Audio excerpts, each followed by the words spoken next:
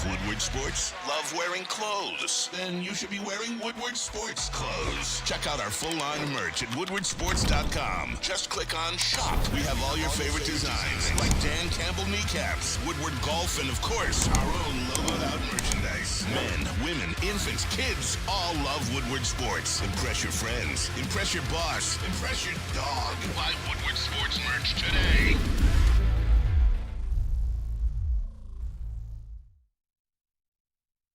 What up, though, Detroit? Let's wake up, Woodward. I'm feeling great this morning, man. The energy, it's electric in the air, right? Electric. How you guys feeling, man? You know what?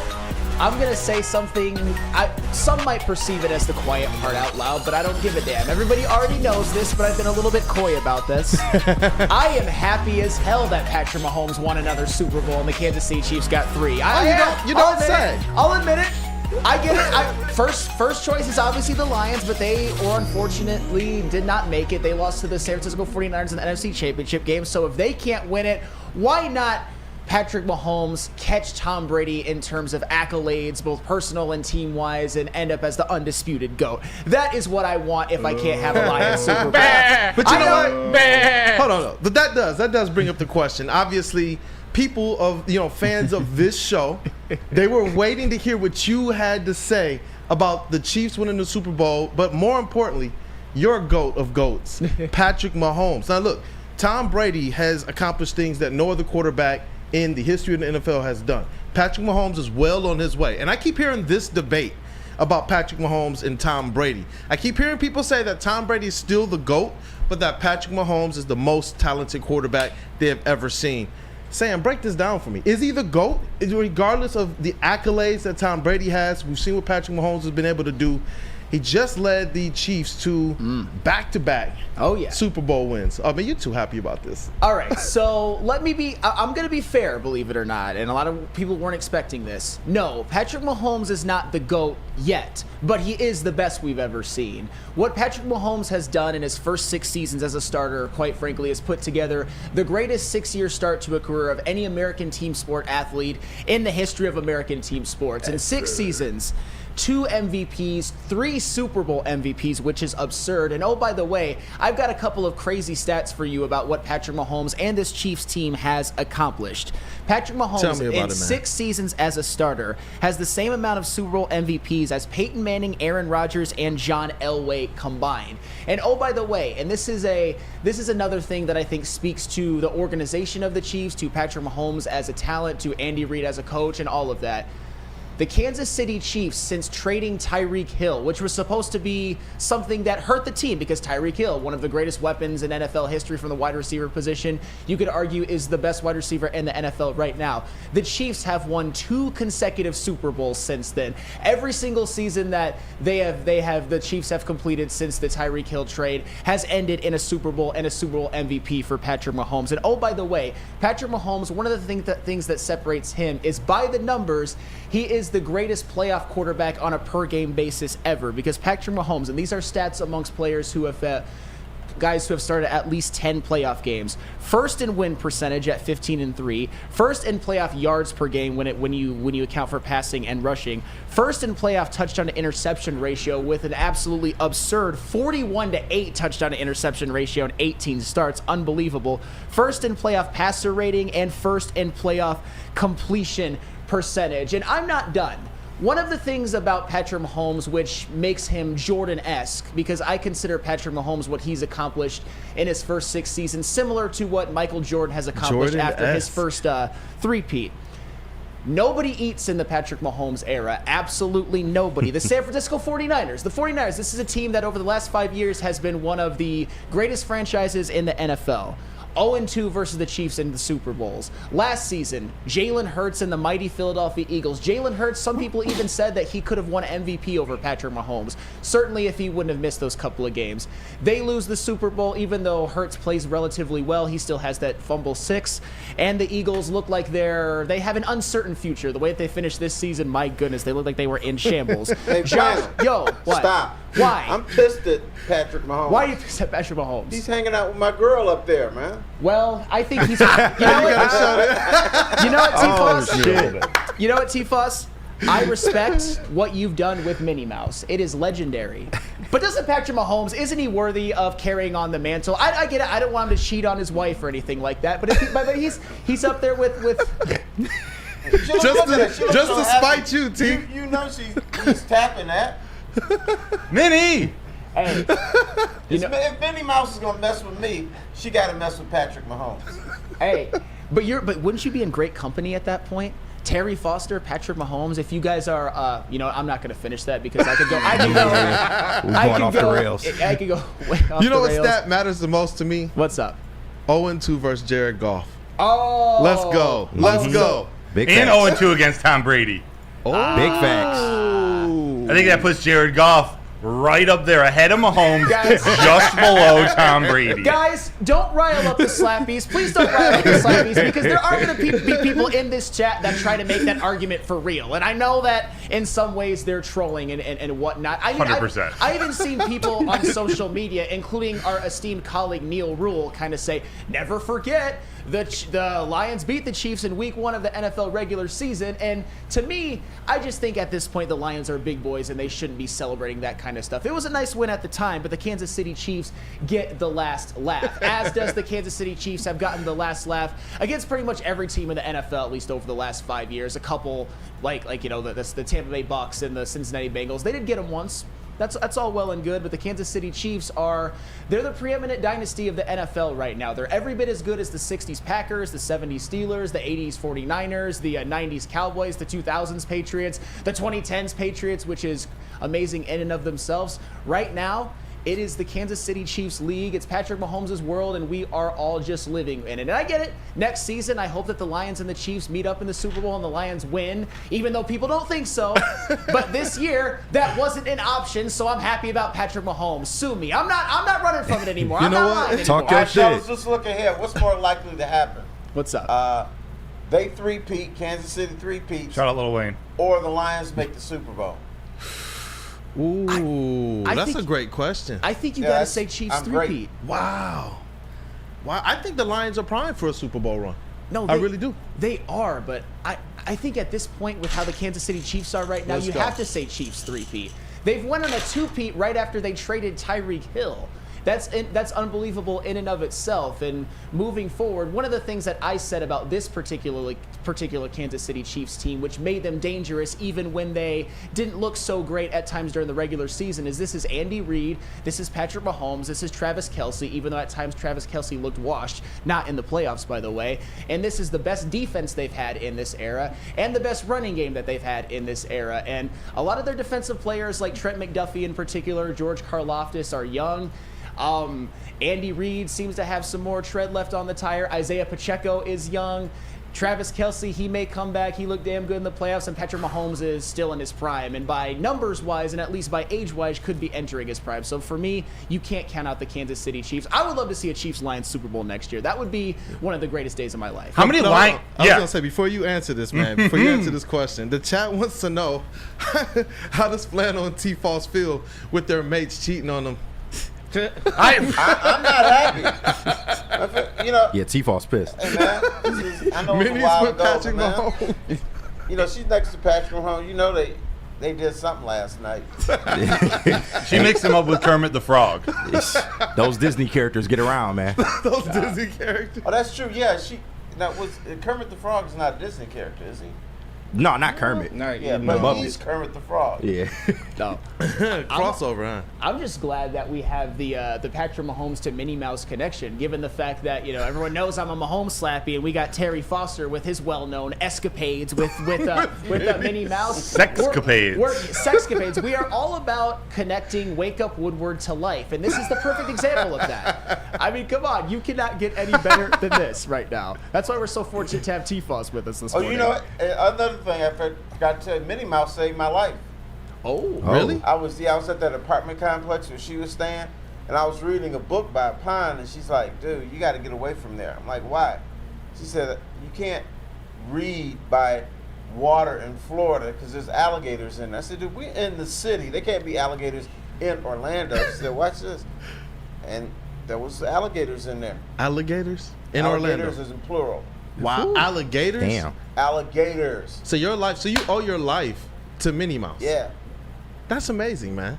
That's amazing, bro. Because I was just chilling there. I didn't think of anything of it. And you had to repay her by spending at least one night. We did that before. Then the next day, she saved my life. Then the Oh, you next must have day put she- it So on it her must have then. been so good. I want this dude to live. Can I live? Can I live? Well, brother, what do you think is more likely, man? The Detroit Lions make the Super Bowl or Kansas City Chiefs three-peat? I'm going to go with the Detroit Lions to make the Super Bowl. For a similar point, you said Patrick Mahomes is in his prime. I think the Lions, how many players on this team are entering their prime or aren't even close to their prime? Like, without even addressing free agency in the draft, these players are going to get better. This coaching staff is back. They're developing these young guys up. I think the Lions are going to make a splash next year. So getting to the Super Bowl, I'll pick that over the Chiefs winning the Super Bowl, and who knows, the Lions may be knocking them off, like Yeah. Eduardo O'Neal said. Yeah, See, because here's the problem, fellas. yeah, Patrick Mahomes is Michael Jordan right now. He could be in the Super Bowl and the score be like 2-0, and there's like 5 minutes left. He's going to lead his team on a touchdown drive to win the game or something. It doesn't matter what the score is. He's just making the plays when you need to make the plays to win. I mean, it's winning time with this dude. you're right though, man. As the game got closer to the finale, to the finish, you just kind of saw this cool, calm collectedness all game, but then you saw this kind of locked in persona towards the end of that game, and it was just like, if the 49ers do not keep their foot on the pedal, if they don't go out there and put up sevens, Patrick Mahomes is going to gash their hearts, and that's exactly what he did. Like, when that time was running down, and I don't think any of us knew what the rules were, and we're like, call a timeout, call a time. He was just cool. He was calm. It was a little bit of moxie. It was a little bit of savvy. It was almost as if they knew. We got the 49ers discombobulated. They don't even know what they're playing right now. Walked up to that line, and it was the right play at the right time to win a Super Bowl. That's Patrick Mahomes. KJ, I know you're in there raring to You know talk me. about this. You know me. One pride. I love you. I gotta go with the Chiefs though. Chiefs three-peat is definitely more possible at this point than a Lions Super Bowl run. The Lions are just not getting to this position. We need to see how they're going to respond to getting to such high, achievements and then failing. We have to see how they rebound from this. We haven't seen this yet from this organization, but the Chiefs, as long as you got Andy Reid and Patrick Mahomes, you always got a puncher's chance, man. And as long as this organization stays somewhat together, they're probably going to lose some pieces, but I expect them to be able to rebound, and they'll at least be in the conversation. But I think a Chiefs three-peat is definitely more possible. I agree with that. But the cool thing is that both of them can happen next season. That's true. The Chiefs could win, and the Lions could be there. And I think that the reason why that is, I know we're going to talk about that as we go further in this show. We got some Brad Holmes topics. We have the Detroit Lions. They have the 7th most amount of cap space in the entire league. They have the opportunity right now to go out there, not reload, but to build on this foundation that's already seeing them just 20 minutes away from the Super Bowl. I look at some of the other teams in the NFC, and I'm just like, you know what? Obviously, the 49ers are probably going to be the biggest threat. But ultimately, I believe that the Detroit Lions, with everything they have in front of them, with Brad Holmes kind of leading this charge from the front office and personnel, and with Dan Campbell leading this team from the coaching position and the consistency that they have, I think that the Detroit Lions can definitely get there. Oh yeah, and if they need to get some extra workouts in the off season, Kool-Aid, where can they go? They can go to Planet Fitness. Hey, that's an elite transition there, Sam. I like that. What is going on? Planet Fitness is home of the judgment-free zone where anyone, and we mean anyone, can feel comfortable and work on their fitness goals. At Planet Fitness, you will experience a squeaky clean gym that has tons of equipment, a full body workout in just 30 minutes, and all memberships include fitness training. You get all of this for just $10 a month, no commitment. No matter where you are, there's a Planet Fitness close by. There are more than 50 in Metro Detroit and thousands more throughout the world. Where's the most convenient place to get that big fitness energy? It's Planet Fitness. Join today for just $1 down, $10 a month. With over 2,400 locations and equipment for every workout, you can get in, get energized, and get going. And with free fitness training and most clubs open 24 hours, everyone belongs in the judgment-free zone. So join today for $1 down, $10 a month, no commitment, cancel anytime. At work and at home, we're there with smarter security solutions.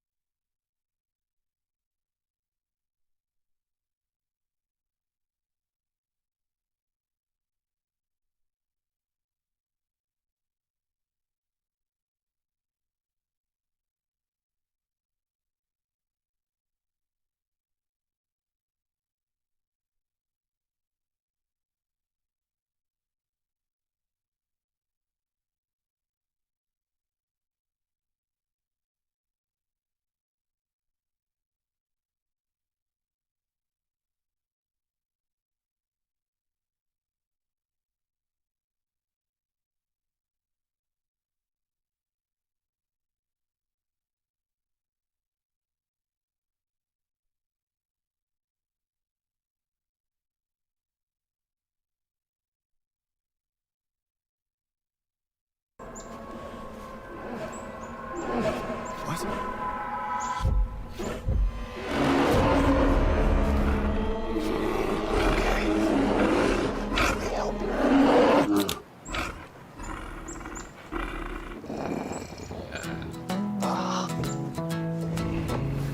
Oh, yeah.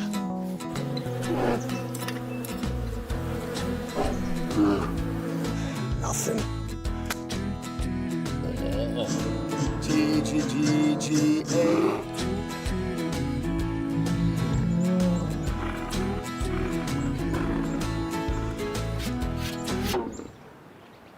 Oh, sorry, I forgot. There we go. Oh, cheers, buddy.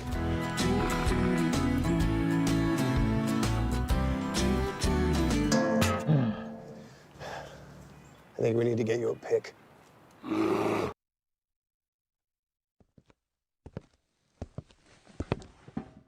Great moments are born from great opportunities. And that's exactly what we have here today. One moment, one shot to seize everything you ever wanted. This is everything we've been working for. Hand hit records on my demo. Did y'all boys not get the memo? I do not stay at the Intercontinental. Let's go. And anything I got is not a rental. I own that motherfucker. Figured out the shit is simple. My stock been going up like a crescendo. A bunch of handshakes from the fakes. But nigga, I do not wanna be friends though. I tell y'all motherfuckers, man, this shit is not a love song. Hi, my diamonds, it's Crystal with an X. You wanna get hot and perfect like me? Here's my super easy routine. Drink at least a gallon of water before you wake up. Attach a weight to everything in your house. Hello? Sell your car and just sprint everywhere. Scream when you exhale.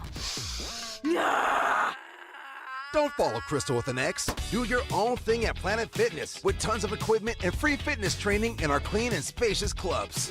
Join now for just $10 a month and cancel anytime. At work and at home, we're there with smarter security solutions. Featuring complete automation with customized alerts and more. For over 90 years, we've been the company that's been counted on to protect what matters most, all with personalized service and care. Right now, for a limited time, receive a free video device plus free installation with a new home system. Guardian Alarm. We protect Michigan.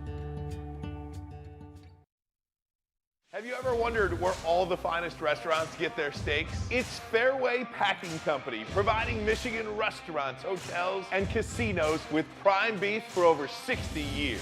But now you can buy these cuts of meat for yourself at the Steak Shop by Fairway Packing Company.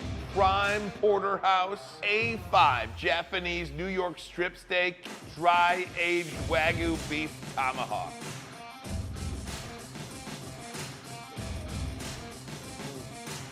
Delicious. Get to the Steak Shop today. Enjoy fine wine, have a private party, and get the finest cuts of meat anywhere. The Steak Shop on Mack Avenue in Grosse Pointe Woods, or order online, fairwaypacking.com. What up, though? Detroit, we are back. It is Wake Up Woodward. Thank you guys for your patience. And you know what? We got to go around the room this segment as well, man. Hey, it's good to have our guy, our brother, Flannel back, man. What's good, Sam? Oh, you know, I'm glad to be back on this day. We've got the whole crew whole again, and Freddie Felt 313 says something really funny in the chat. Sam looking at Mahomes, delicious. So I gotta acknowledge that, but I'm happy to be back in this spot. Broder, how you feel this morning? Yes, I don't know if you're gonna be able to see me, but I'm here.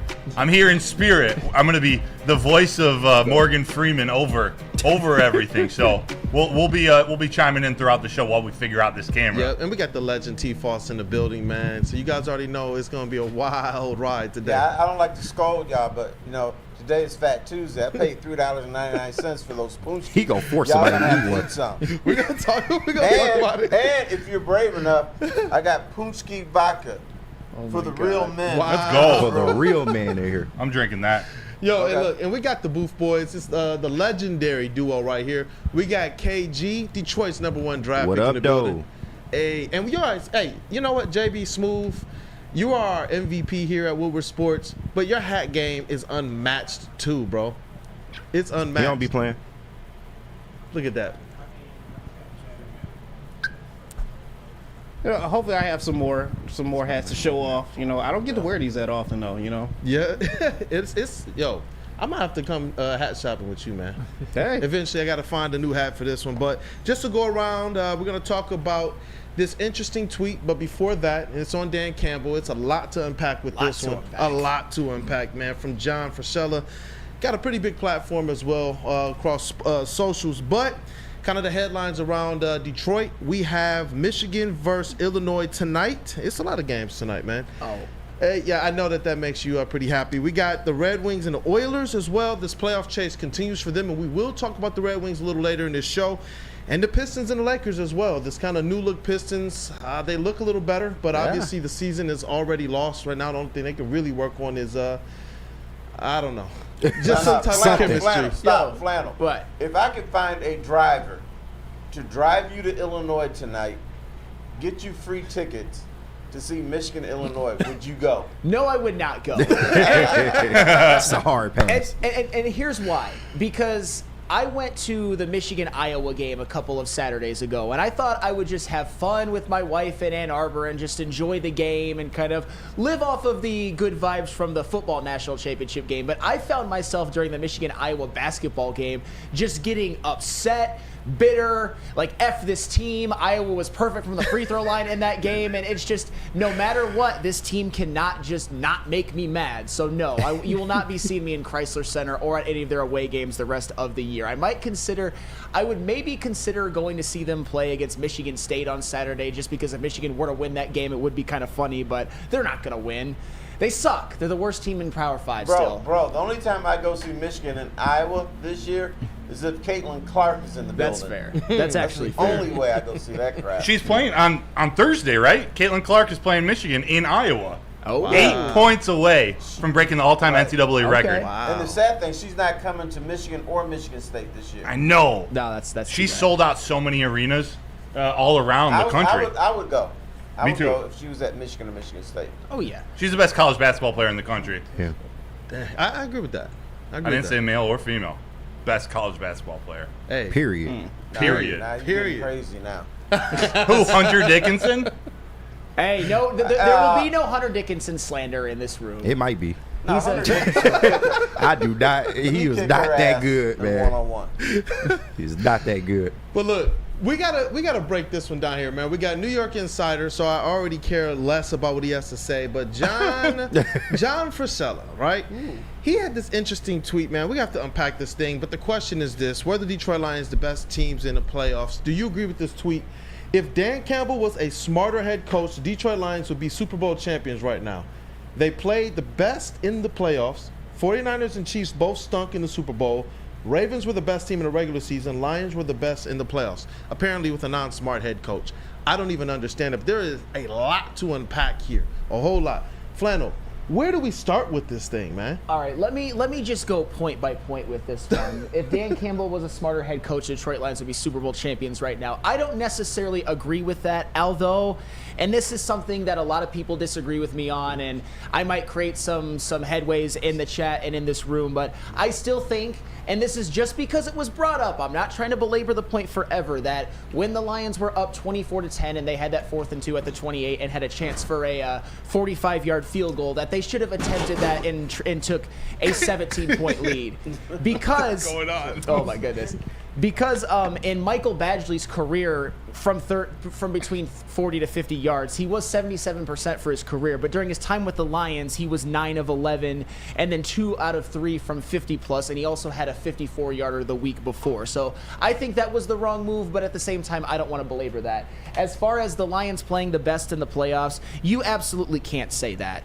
And here's why. Because the Lions, they did win 2 home playoff games, spectacular, unbelievable accomplishments, but they were the favorite in those games. And then you can't say that a team that gave up a 27-0 second half run against you was the best team in the playoffs. And when it comes to the Kansas City Chiefs, because they were actually the best team in the playoffs, people seem to forget about defense, because the Kansas City Chiefs defense in the playoffs only allowed 16 points per game. They gave up 7 to the Dolphins and 10 to the Ravens, which were spectacular accomplishments in their own right. And oh, by the way, Patrick Mahomes had a great playoff run, and Travis Kelce had a great playoff run. And to say the 49ers and the Chiefs both stunk in the playoffs, I get it. The first half was a little bit boring to some people, but I also thought both defenses were pretty good. It was relatively sloppy at some points, but look at the second half. That second half was damn exciting. There were lead changes, there was overtime, there was pretty much everything that you could possibly want. So you can't say that they both stunk in the playoffs. And as far as the Ravens being the best team in the regular season and the Lions were the best team in the playoffs, the Ravens would even say, who gives a damn? They failed in the playoffs. They did what they always do with Lamar Jackson as their quarterback. They went out in the playoffs way quicker than they should have. But I guess the one point that most people would care about here is, were the Lions the best team in the playoffs? Absolutely not. You have to say the Kansas City Chiefs, just because the Kansas City Chiefs, if nothing else, have a far superior defense and played that way in the playoffs. And it was interesting because going into the playoffs, a lot of people kind of counted out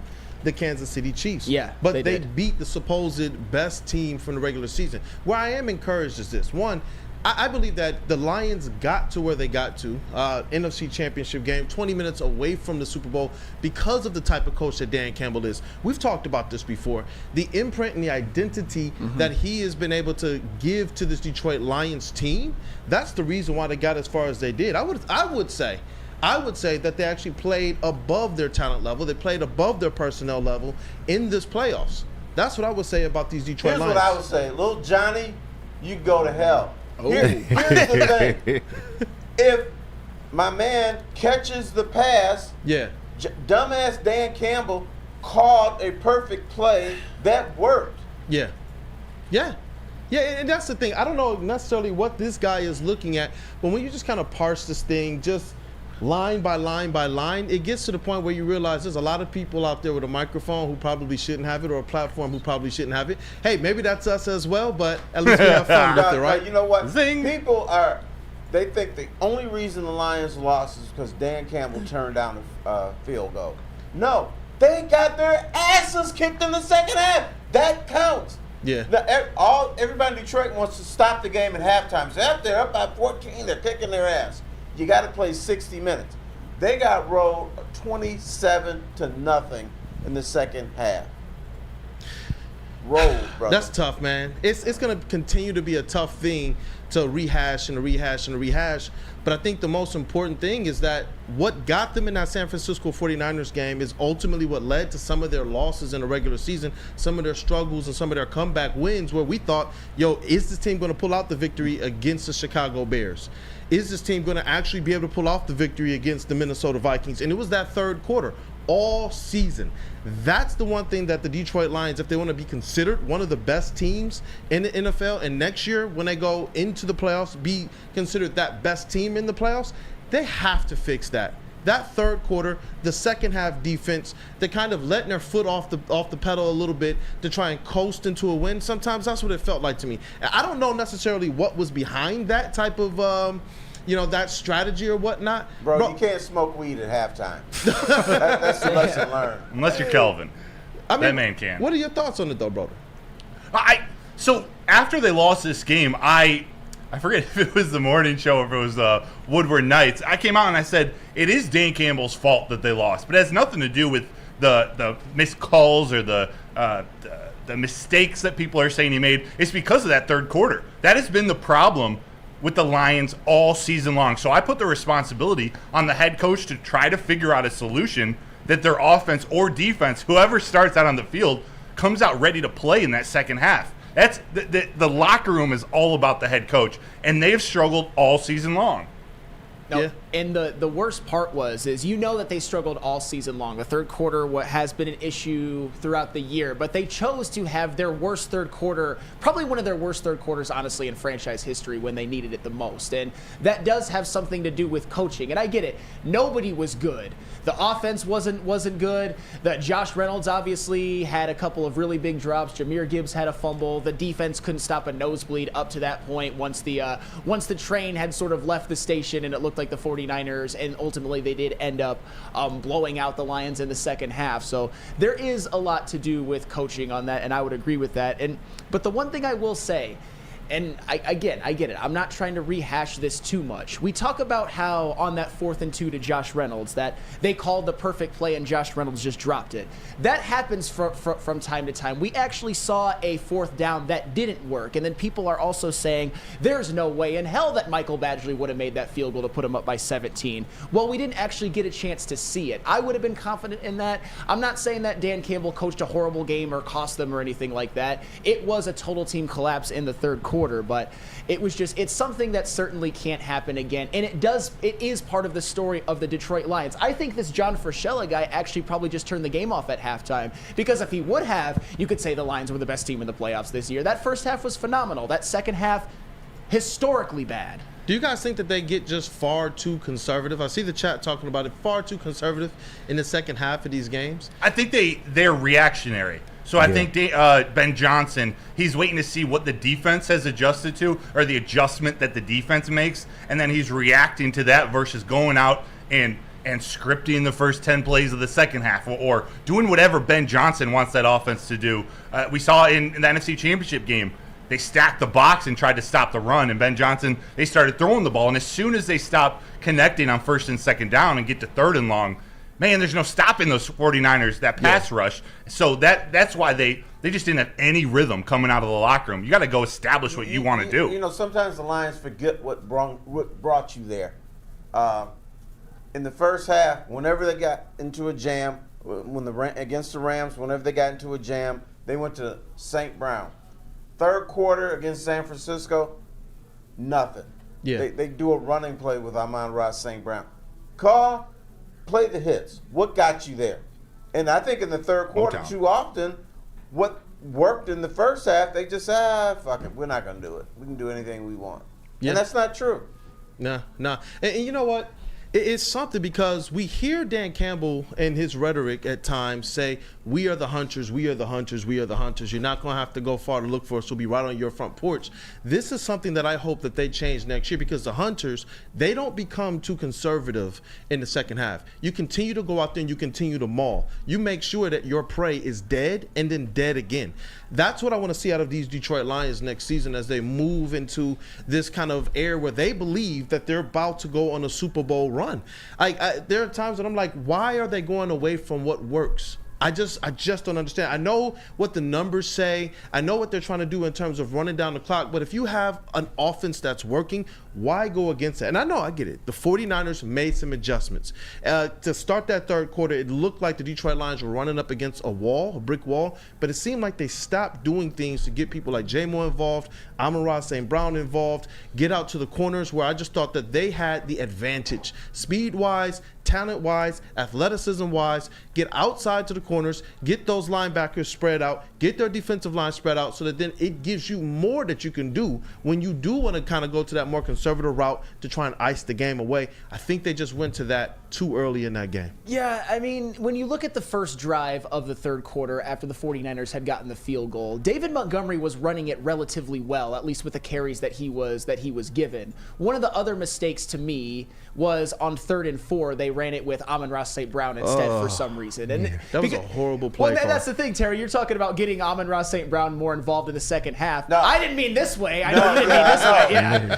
Throw him the ball. Throw him the ball. Like, I know you didn't mean that way, because when you've got Jahmyr Gibbs in the backfield who hadn't fumbled yet, who had converted a 3rd and 12 with a run and had a 15-yard touchdown in the first half, you give it to him, or you give it to David Montgomery, who I believe on that drive up to that point had given you 3 carries for 18 yards. if either of them get the ball, maybe we're not even talking about a 4th down. Maybe they convert a 1st down, can chew up more clock, and get the touchdown to put them ahead by 21, or maybe even chew up more clock and get a field goal, a very, very makeable field goal to put them up by 17. And of course, we all know on that second drive, which was even worse, they tried to run the ball. They tried to reestablish it. It's just there was that Jahmyr Gibbs fumble disaster, which looked like a disjointed play from the beginning. And then at that point, the 49ers were able to tie the game, then ultimately take the lead. And then the Lions, I would say, in some degree, panicked and abandoned some of the things that they did best. But as we always said before, a lot of those plays worked. Even if Josh Reynolds catches that 3rd and 10 with the game tied, maybe the Lions go down and score. Maybe they do right the ship and we're having a whole different conversation. It's just so many things had to go wrong in that second half. And I just think that also is the story of the season, and something that maybe this John Frashella guy didn't take into account when saying the Lions were the best team in the playoffs. Yeah, and one of the things I want to see this Detroit Lions team do differently on offense is play a little bit more like they did in the Chargers game, like the first Packers game, like the Oakland Raiders game. That just looked like a team that could not be stopped on offense at all, especially that Chargers game where you knew kind of going into that, this could be something that was a high-scoring affair. I know, Broder, that's what you picked for that game as well. The Lions were going to go out there and put points up. Yeah. You thought the defense would be a little bit better, but as that year went on, as the injuries kind of mounted and everything, it turned into a situation where we realized if the Detroit Lions want to keep their foot on the pedal offensively, they actually have the ability to go out there and do that. That's what I want to see next year. I don't care about what the numbers say. I don't care about what the play chart says that they're supposed to do. Oh, we're up 3 scores. Let's go to this set of play calling. Go out there and just do what works. That's all I want from them next year. You're talking about getting back to the Super Bowl, and you got everybody out there writing checks right now that the team is going to have to cash next year. You're saying we want to get to the Super Bowl. We're saying we want to win it. Go out there next year, keep the pedal to the metal, man, and absolutely house every defense that you come up against. Hey, they have the offense that is more than capable of doing that. It wouldn't shock me at all, and this is another conversation for another day if the Lions compete for the best offense in the league next year, given the coaching staff continuity, all of the big wigs coming back. That's something that we would hope to, but that's something we're hoping to see more of in the second half of that NFC Championship game, because even though there's always been question marks about this defense this year, especially with in the later part of the season, giving up big performances to number 1 wide receivers, that offense was something that really hadn't had too many hiccups, except in that second half, because part of that 27-point onslaught was a 27-0 run. If that makes sense. It makes sense. Yeah. It makes sense. But look, we're talking about the improvements that the Detroit Lions can make to try and get back. And obviously, it's going to take everything. It's going to take the Brad Holmes. It's going to take the coaching staff. And it's going to take the players. Yeah. All looking at and not being stubborn. That's one thing that I've absolutely loved about this team is that they're not stubborn. They're not stuck in their ways. They're looking at how they can improve. They're looking at the mistakes that they might have made. And one thing, we got to talk about this in the next segment, man. One thing that I think can help them, obviously, is getting some help for Aiden Hutchinson. A little bit of breaking news that popped off on socials. Philadelphia Eagles star edge rusher Hasson Reddick has been granted permission to explore a trade. Bring him home. Bring him home. You know what? We'll talk about that, man, after this. We'll end our next segment. But first, we got to hear from Jack Labrador, and then Premier Pet right after that? Yep, we can do Premier Pet first. All right, Premier Pet. Give your pet the best. I certainly give my pet the best, my golden retriever Jake and my orange cat Milo, because I take them to Premier Pet Supply. Premier Pet Supply is hands down Michigan's best pet store. Same prices and all the conveniences of the online and big box retailers, with one major difference: family and locally owned and operated for 30 plus years. Over 60 brands of food with nutrition experts to help you. Same day, local, curbside, and home delivery. Premier Pet Supply, give your pet the best. Visit their website at premierpetsupply.com. And Jack Labrador.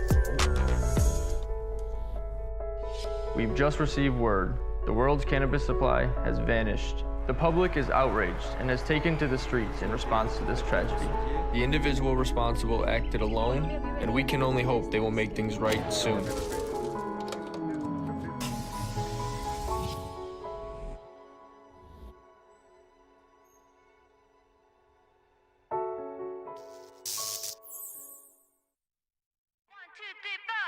Feel alive during Feldman Chevrolet's biggest New Year's sales event ever. Get the best prices on our huge selection of award-winning Chevrolets. like this 2024 Equinox for $188 per month. Or this 2024 Silverado for $268 per month. It's the New Year sales event going on now at Feldman Chevrolet, Michigan's #1 Chevy dealer. Where's the most convenient place to get that big fitness energy? It's Planet Fitness. Join today for just $1 down, $10 a month. With over 2,400 locations and equipment for every workout, you can get in, get energized, and get going. And with free fitness training and most clubs open 24 hours, everyone belongs in the judgment-free zone. So join today for $1 down, $10 a month, no commitment, cancel anytime. Football season is officially over and spring training is right around the corner. However, Jack Labrador is 24/7, 365 days a year. 2 new symbols. Learn how to play now on your phone at jacklabrador.gg. 2 new symbols and a franchise-changing 3-point play. And remember that once you go Jack, you never go back. Go to, once again, jacklabrador.gg. Welcome back, man, to Wake Up Woodward. What up, though, Detroit? We're talking about trying to make sure that these Detroit Lions are not just a regular season team, not just a cute playoff team, but a team that can actually cash the checks that they are writing at the moment with their Super Bowl aspirations. The coach is saying that they will get back. The players like Amon-Ra, St. Brown are saying that they will win it. And KG, you got the Hasson Reddick one? We got to talk about this because I need the case for and against, man. Would you like to see the Detroit Lions land Hasson Reddick? And obviously, this is going to be a recurring theme as more and more players become available throughout the offseason, especially at positions of need for the Detroit Lions. Obviously, the defensive backfield, a cornerback one, is going to be one of the top needs. I actually want to see them go and bolster the linebacker room. But we've been talking about Aiden Hutchinson needing some help, man. Oh, yeah. You got to break this down for me, man. For and against. All right, so I will first give you the case for Hasson Reddick, and it's quite simple. He's a hell of a football player. He's damn good. He's had 4 consecutive double-digit sack seasons, and in theory, I know everything is not always as perfect and seamless. If you put Aiden Hutchinson and Hasson Reddick on the same defensive line, it could be the Terror Twins, assuming that Hasson Reddick still has a lot of tread on the tire, which he's going to be 30 next season, but that's not ancient or anything like that. I could see it creating situations where Aaron Glenn doesn't have to send as many blitzes, where guys like Cam Sutton don't have to be left on an island every single play, which Broder, I will give him that. He wasn't always put in the best situations, even though we've gone back and forth about him. And I think Hasson Reddick, I think he is that type of move where if you got him at a well, it would be a trade. I'm sorry, Sam. No, it's okay. If you put him next to Aiden Hutchinson, it could be a hell of a dynamic duo. And the Lions do have a lot of cap space, which we will talk about more in a later segment. So this is something that the Lions could, in theory, get done. So the main attraction to Hasson Reddick is that he's just a hell of a football player, and it fits a need that the Lions certainly have, that bookend edge rusher to Aiden Hutchinson. There aren't too many guys in the league you'd rather have in that situation than Hasson Reddick. However, in order to get Hasson Reddick, as of right now, the Lions would have to make a trade, and this is kind of my going against. And you look at Hasson Reddick next season, and the Lions could afford this, by the way, but it's just a matter of how they want to allocate the cap space, whether Hasson Reddick would be a priority. He would cost, his cap hit for next season is a little over $21 million, which isn't cheap. And don't get me wrong, Hasson Reddick, certainly not so much this year, but even last year's Hasson Reddick is certainly worth that kind of money. But you would also have to make a trade. You'd also have to give things up in order to get a Hasson Reddick. What that is, I don't necessarily know. But when you look at when it comes to edge rusher help for the Detroit Lions, there are a lot of options in free agency. You've got guys who are going to be expensive but were hella elite last year, like Josh Allen and DeVille Hunter, for example. Those are guys that probably would cost you a lot of money, may even have a bigger contract going into next year than what you would have to re-sign Hasson Reddick for going into 2025. But still, those are options in which you could just grab them in free agency. And also, if you want a cheaper option with a younger player who maybe isn't as heralded, you could go after a guy like Bryce Huff, who played on the Jets last year and had 10 sacks, and his average and his market value on Spotrac is listed as $9.2 million per year. So I guess My overlying point with all of this is if Brad Holmes thinks that Hasson Reddick is the guy that can be the bookend edge rusher to Aiden Hutchinson and wants to make that trade, I would certainly be all for it. But there are a lot of options out there that may be more advantageous and more cost effective and wouldn't cause the Lions to have to give up any assets, because when it comes to the Lions and their assets, particularly their draft picks, I'm not sure if Brad Holmes wants to give any of those up because of how well he drafts. Yeah, I mean, that's a great point as well. To know that they can go into the draft, and it's already been proven, and get impact players, not just players that contribute, but you're talking about players that can be considered at sometimes the best on the field at their position. You got Brian Branch, you got Sam Laporta, you got Jahmyr Gibbs, and you got Jack Campbell, who I know we're going to talk about a little bit later this week in terms of being one of those top breakout player candidates for the Detroit Lions. I kind of want them to be able to utilize that cap space and utilize their draft picks more so than go out there and make a trade for a player, even though I know it'll be a huge impact for them. And, bro, before I kick it over to you, guys, the phone lines are open, 313-552-6322. Once again, that phone number is 313-552-6322. We got a packed show as well. We're going to be getting into the Tigers next segment. We have the Red Wings in their playoff chase on the docket. And we got to talk about the Detroit Pistons post-trade. You got a lot of players who are actually saying that they are excited to be in Detroit. Crazy. But Broder, yes, you got to talk to me about this, man. What side of the fence do you sit on as it relates to potentially making a trade for an impact player? This isn't just someone who can just kind of help and chip in. This is a player that would take the Detroit Lions defensive line to an absolutely elite level. And I see people already in the chat saying, who would you even double if something like that were to go down? Yeah, that's the key. And so my opinion is that I'd rather sign a free agent than make a trade for this impact player. And I'll trust Brad Holmes if he decides to go after Hasson Reddick, even a Joey Bosa. I'm not a fan of those trades, though. It's going to cost too much. It's going to cost draft capital with Hasson Reddick. Sam already told you it's almost a $22 million cap hit, and he wants an extension after that or instead of that. So there's a lot of decisions to be made. If you're going to spend, go after a free agent. Go after a Danielle Hunter or a Josh Allen, who might get franchise tagged, but go after one of those guys, because at one of those pass rush positions, whether it's an edge or a defensive tackle, which would be my pass rush, my defensive line rush preference in terms of signing a player, that helps everybody out. Like Sam said, it helps your secondary out. It helps Aiden Hutchinson out, who do you double. So I'm sort of out of that camp. If I'm going to go big, I want to go get Danielle Hunter. Go do that. I believe that they're going to draft and develop. That's what all these coaching hirings are telling me. Going to get Terrell Williams to be the new defensive line coach. Going to get Deshae Townsend to be the new DB's coach. That's leading me to think Brad Holmes is still going to be building through the draft and using these coaches as the big signings to draft and develop their young players. That's a key point, man. That's a Jeff really key point. Because why go out there and get these position coaches?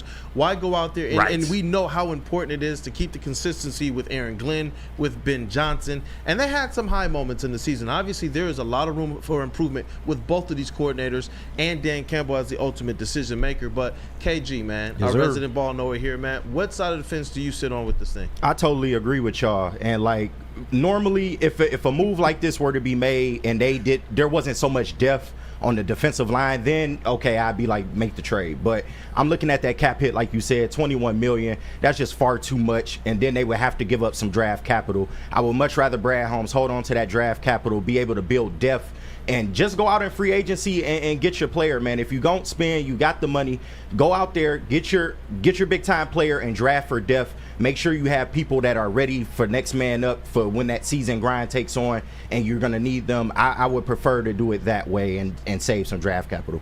Dope. And I know we're going to talk in a couple segments as well about the Lions free agency and their approach. And I got some questions I want to ask you guys about. But in our next segment, we're going to talk about the Detroit Tigers. We're going to talk about Colt Keith extension as well. Okay. We got our Detroit Tigers beat writer reporter in the building, as well as our Detroit Lions. It's one and the same, Mr. Matt Broder. But first, we got to hear from Lady Jane's. Of course. Come to Lady Jane's Haircuts for Men for an award-winning haircut experience. Register to win a trip of your dreams and all expenses paid suite for the 2024 NCAA tournament. That's right. No expense spared for you and 5 of your best buds. Lady Jane's Haircuts for Men open 7 days a week. Walk in anytime. It's wicked awesome. Come to Lady Jane's for an award-winning haircut experience and register for a once-in-a-lifetime opportunity to win an all-expenses-paid suite for the 2024 NCAA tournament for you and 5 of your best buds. Lady Jane's open 7 days a week. Walk in anytime. It's wicked awesome. Love Woodward Sports? Love wearing clothes? Then you should be wearing Woodward Sports clothes. Check out our full line of merch at woodwardsports.com. Just click on Shop. We have all your favorite designs, like Dan Campbell kneecaps, Woodward Golf, and of course, our own logoed out merchandise. Men, women, infants, kids, all love Woodward Sports. Impress your friends. Impress your boss. Impress your dog. Buy Woodward Sports merch today.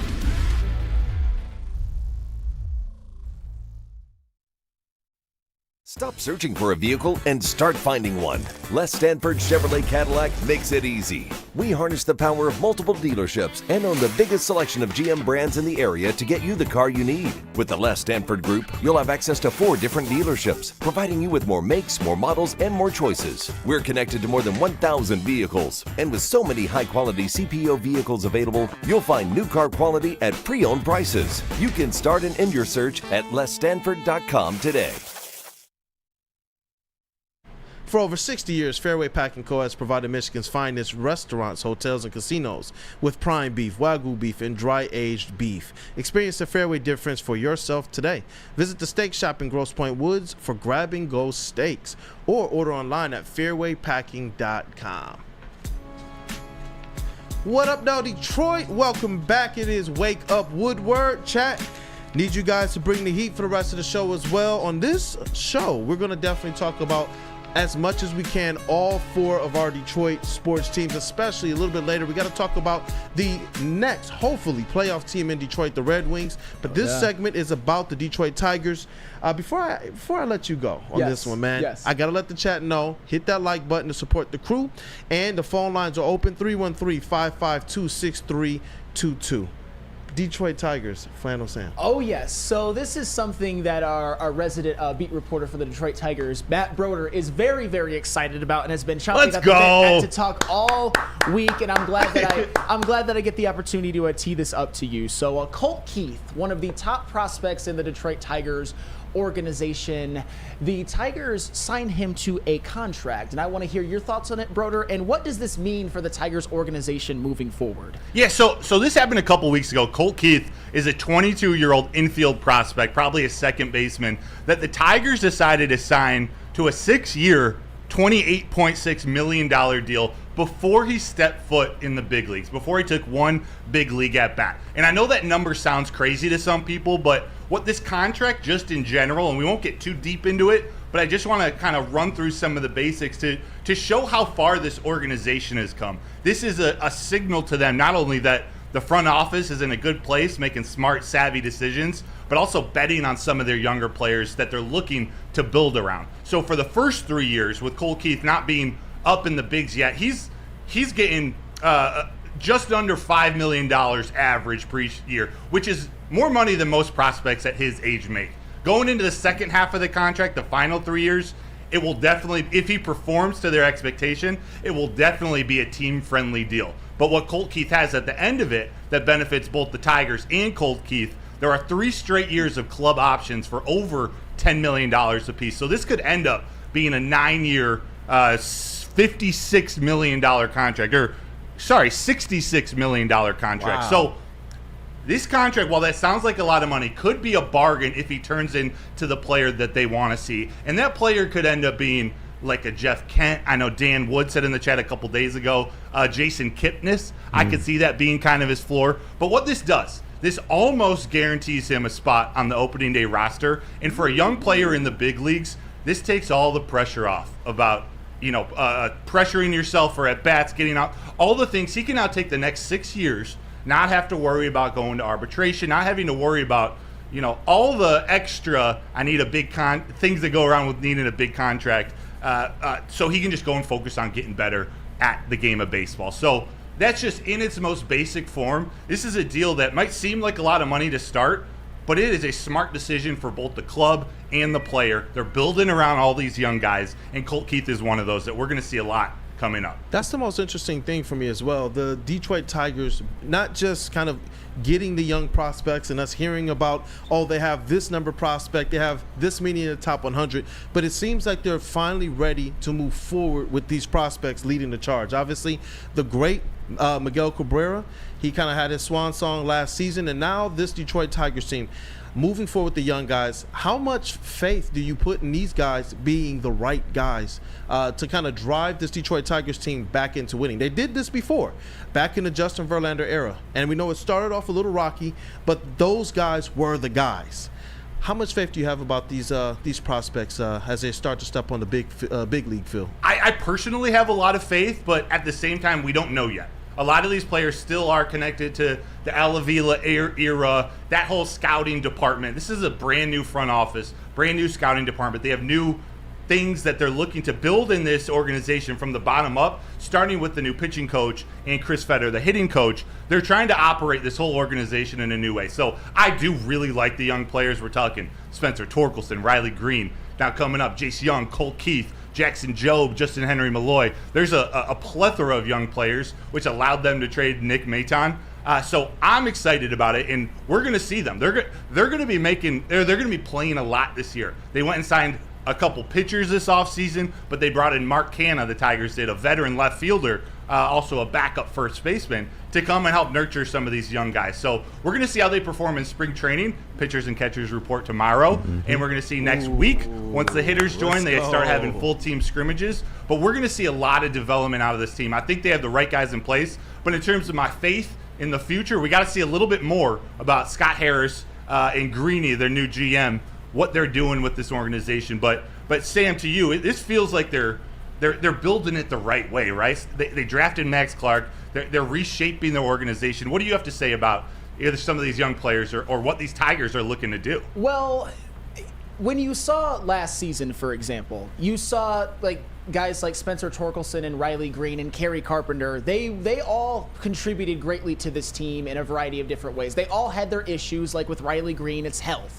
He's never yet played 100 games in a season. We would love to see that happen, and it seemed like both years he's had a couple of fluky things happen to them. You definitely don't want to see that. Spencer Torkelson, I love that he hit over 30 home runs. I just like to see him pump that on-base percentage and that OPS up a little bit more. Maybe get the on-base percentage to 330 or above and the OPS above 800. And with Kerry Carpenter, I think with him, one of the, and it's not really fair to him, is the knock is that A, he has problems staying healthy as well, and B, he was never expected to be great. So with Kerry Carpenter, is it real? Is it a fugazi? We shall see. But this is a team that had 78 wins last year, the Detroit Tigers. This is a team whose bullpen was pretty damn good for the most part. This is a team that, even though Matt Manning and Tarek Skubal didn't play the whole year, they both showed a lot of promise, and so did Reese Olson at times. And you bring in Jack Flaherty, a guy who wasn't good last year, but at one time with the Cardinals was a legit Cy Young candidate. But then you look even deeper. Colt Keith right now, our guy we started the segment about, is according to MLB.com, is the number 22 prospect in all of the Major League Baseball. And these are talking about minor league prospects. But the Tigers also have a guy who is even higher than him on that list, and Max Clark at number 12. And I'll tell you what, that's about what you want, because Max Clark, this guy, his ceiling is being a superstar. That's the guy that could maybe be the superstar of the Tigers for the future. But they also have well, Jackson Jobe is the number 25th ranked prospect in all of Major League Baseball. And there was some question on whether or not they should have drafted him and whatnot. And that remains to be seen. But he's moving up the ranks. He's a pitcher. And then Jace Young is the 60th ranked. So there is a lot of hope on what you saw last year with what could be coming down the pipeline in the future. And to me, and Broder, I got to ask you this question. Yeah. Because I like Torkelson, I like Green, I like Carpenter. One thing I worry about a little bit is depth on the lineup. By the way, Mark Canha, underrated, great signing. He had a 373 on base percentage last year. And you know I like my Moneyball baseball. That man gets on base. He might not be able to do anything else. I'm kidding, by the way. He can do a lot. But that's what they're starting to build. That's why he's the perfect signing. I know you're going to ask a question, but it's not the sexy signing. It's not the big-time third baseman or the top-of-the-rotation pitcher. It's the right signing for this team at this time. It's a lot of the signings we've seen the Lions make. They're not the pieces that are going to be a part of the team when they win a Super Bowl, but they're going to help these young guys get to that point. Yeah, my question, though, is with a guy like Colt Keith, you said that you expect him to be on the opening day roster, and a guy like Parker Meadows as well, who has a good shot at being on the opening day roster. You think so? Okay, good. So are those two type of guys, along with the signing of Mark Canha, that can alleviate some of my fears about the depth of this lineup?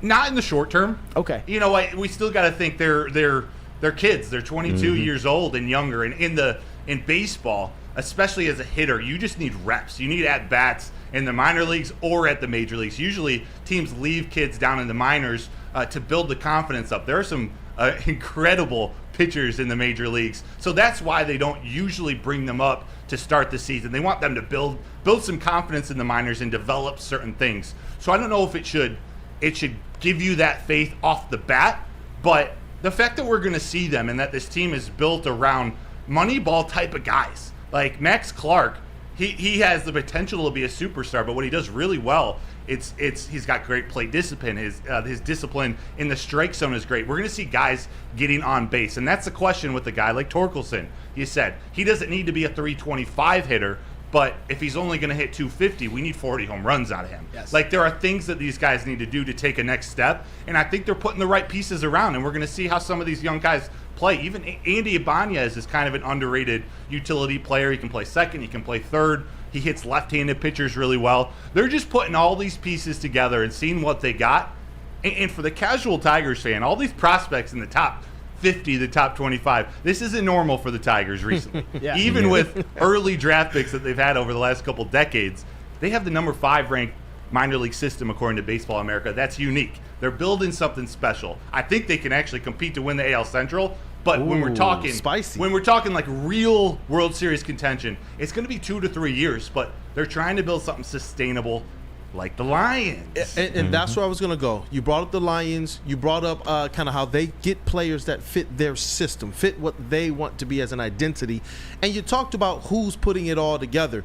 I know that a lot of people, they have their concerns about Detroit Tigers ownership right now since, rest in peace, Mr. Ilitch is no longer around. But I do believe that just as much as we praise the Detroit Lions front office, do you believe that this Detroit Tigers battery, you got Scott Harris, you have Jeff Greenberg, you have A.J. Hinch. Yes. A.J., think about that. This is a completely different era. We talked about, what Al Avila was doing prior, and they got a lot of high draft picks. They tried to make the correct signings. They went out there and they laid down some big bucks for some players that they thought would play some key positions. But it didn't really pan out. Now, all of a sudden, you kind of got this new battery within the kind of executive room, the front office room, and obviously A.J. Hinch on the field with these players, man.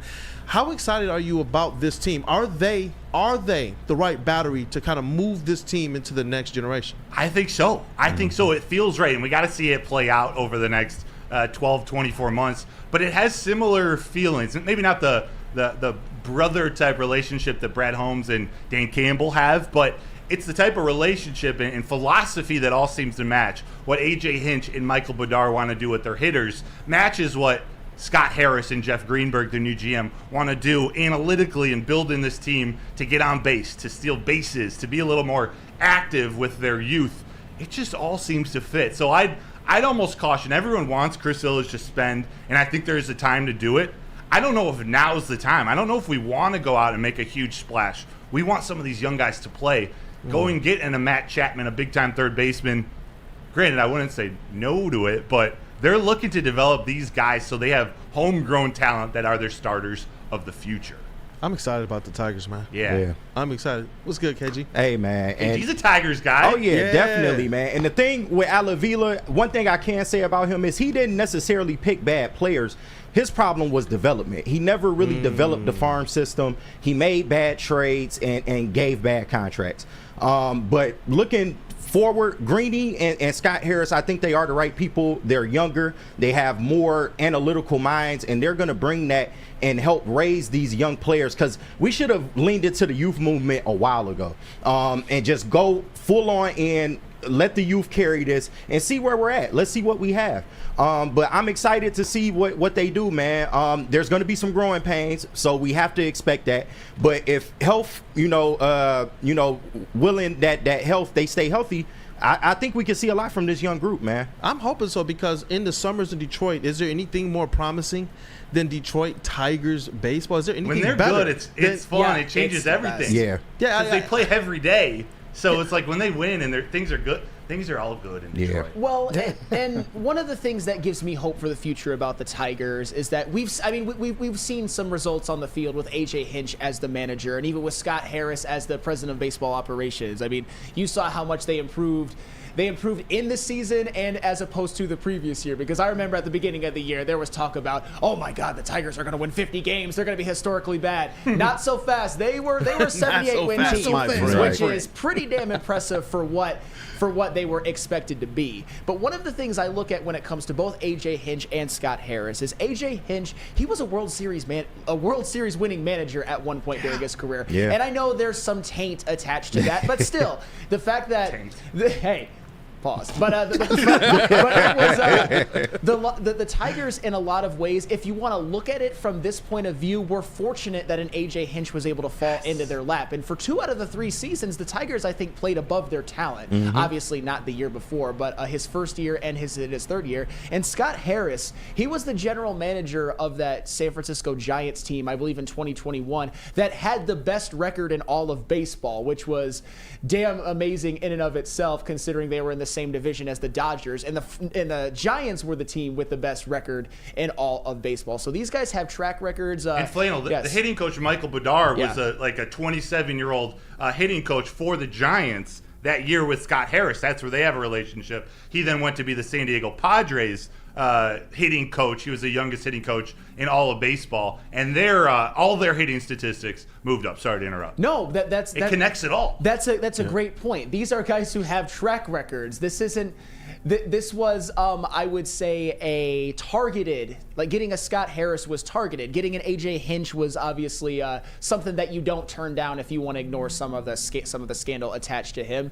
It's when you move on from a guy like Alavila, when you move on from a dead period with the Detroit Tigers, with the corpse of Ron Gardenhire, for example. No disrespect to him, but just you want something fresh. You want something with some guys with track records that can move the Tigers into the modern era of baseball. And I'll tell you what, that first year, at least with Harris and Hinch together, the results to me were pretty exemplary, at least with what they had to work with.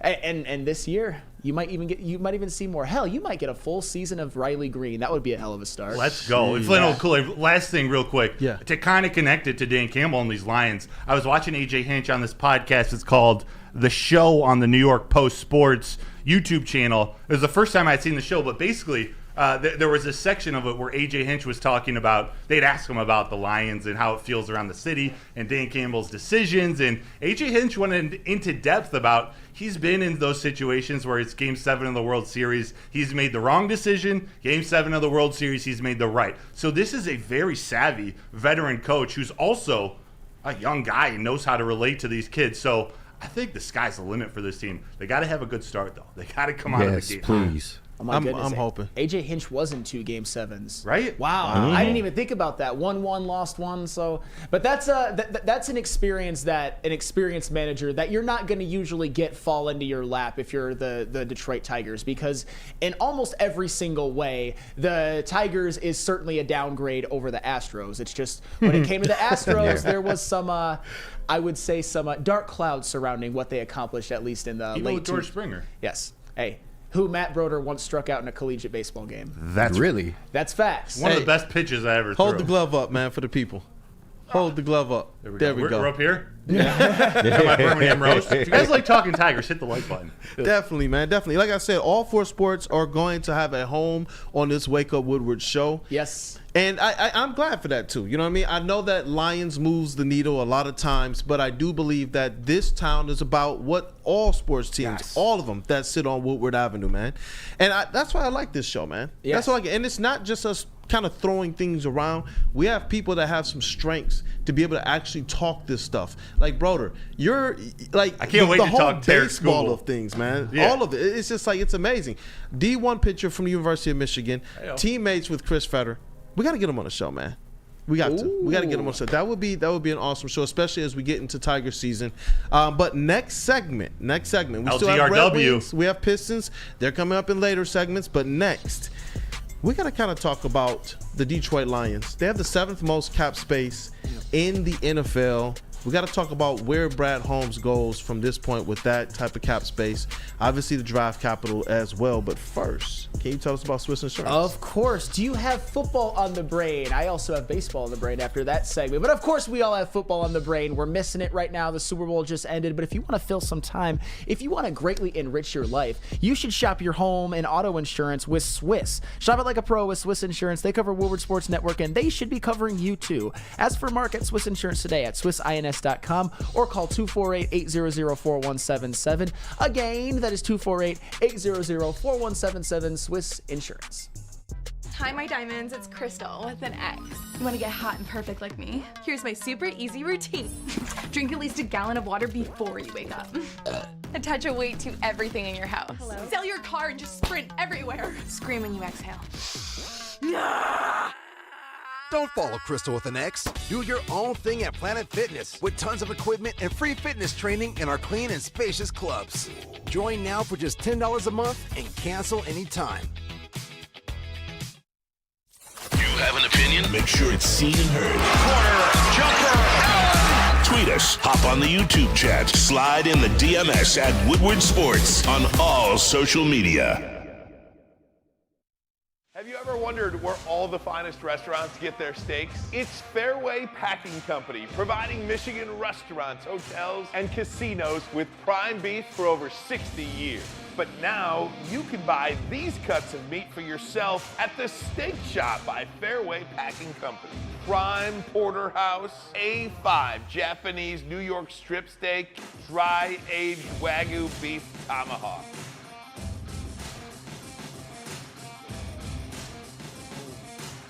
Delicious. Get to the Steak Shop today. Enjoy fine wine, have a private party, and get the finest cuts of meat anywhere. The Steak Shop on Mack Avenue in Grosse Pointe Woods, or order online, fairwaypacking.com.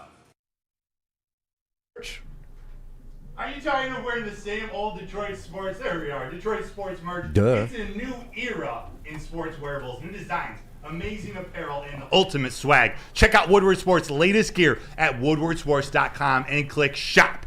Hoodies, tees, and the hats are guaranteed to turn heads. Get the latest designs today at woodwardsports.com and click shop. Welcome back, man. What up, though, Detroit? Look at that, all 4 sports teams represented. If you're really a Detroit sports fan, then there's no way that you're hating on any of these teams, even when they're in the trenches, man. I've seen too many Detroit Lions fans this year talking about, no, we never get off the bandwagon. Are you sure about that? Because we're going to keep the receipts here. We're going to talk to Tigers. We're going to talk about, hopefully, Detroit's next playoff team, the Red Wings. Got to bring some type of playoff atmosphere to LCA. We're going to talk about the Pistons, man. They look like they're really starting to turn things around. But the kind of coup de grace on Wake Up Woodward, the Detroit Lions, man. Brad Holmes, the Detroit Lions have the 7th most cap space in the NFL. And they have the ability to go out there and I think either turn the offense even up a little bit more. I feel like during the Brad Holmes era, they have moved to kind of turn this offense into a more of an elite unit. Even at times when people thought that they should go out there and make defensive picks or defensive signings, people have scratched their heads when they went out there and got Jahmyr Gibbs, Sam Laporta, and they wondered, what is he doing when we know that the other side of the ball has needed some help? But we saw how much this offense carried the team. Now I'm hoping, it looks like here, 7th, $58.6 million in cap space. I'm hoping that this team turns their eyes towards making the defensive side of the ball that much closer to being elite. Sam, you brought up something a little bit earlier in the show when you talked about the ability to go out there and potentially trade for a guy like Hasson Reddick and what it would mean if the Detroit Lions got a player of his caliber on that defensive line. And you talked about how it would release a lot of the stress that's on that defensive backfield. Whether the talent is back there or not, the schemes that they would be able to run, knowing that they could get pressure without having to scheme up so many blitzes. Oh, yeah. Which position of need do you think the Lions need to go after to move this team closer towards, or what's the strategy to move it closer towards matching the output of what the offense has done this year? Defensive backfield, the defensive line, or I continue, for whatever reason, to feel like our linebackers, man. I like Jack Campbell. I like Alex Anzalone. I like how Derek Barnes looked as the season went on. But sometimes I'm just like, man, if we had an absolute stud at linebacker, man, the whole complexity of this team changes. But what are you feeling? Well, if you're going to go after any particular position, and this is just my opinion based off of what's out there and what the Lions need, I would probably say edge rusher. If they're going to make a move for a free agent, or if they're going to make a trade for Hasson Reddick, which we already went over the pros and cons of earlier. Because when it comes to the edge rusher position, when you really look at all who's available, it's kind of a how do you want it situation. How do you want it? How do you feel? Okay, anywho, let me get back on track. But you've got a guy like Danielle Hunter, who's coming off of a phenomenal year. A Josh Allen, for example, or even a Brian Burns, whose sack numbers weren't really there last year, but he still played very, very well, who are going to be expensive options, but they're all relatively established, some more than others, particularly a guy like Danielle Hunter. They're probably going to cost you more than $20 million per year. But as we always say, if you put any one of those three guys on the same defensive line as Aiden Hutchinson, I mean, I'm salivating just thinking about it. Honestly, because Aiden Hutchinson with a bookend edge rusher as talented as any one of those guys, I think it would do wonders for this defense. I think that could even be the missing piece of a Super Bowl winning team, given how much it would also benefit the corners, in my opinion. But also, when it comes to edge rushers, you've got cheaper options like a Bryce Huff, who I already mentioned, who was a 10-sack guy, but might not cost you as much. His average annual value, according to Spotrac, is $9.2 million. A guy who's going on into his second contract. You could also get a guy like Jonathan Grenard, who had a phenomenal year for the Houston Texans, led them in sacks while playing opposite Will Anderson. His average annual value is somewhere around $13 million per year. Or you could even go with a guy who is a short-term option, a guy who's a savvy veteran.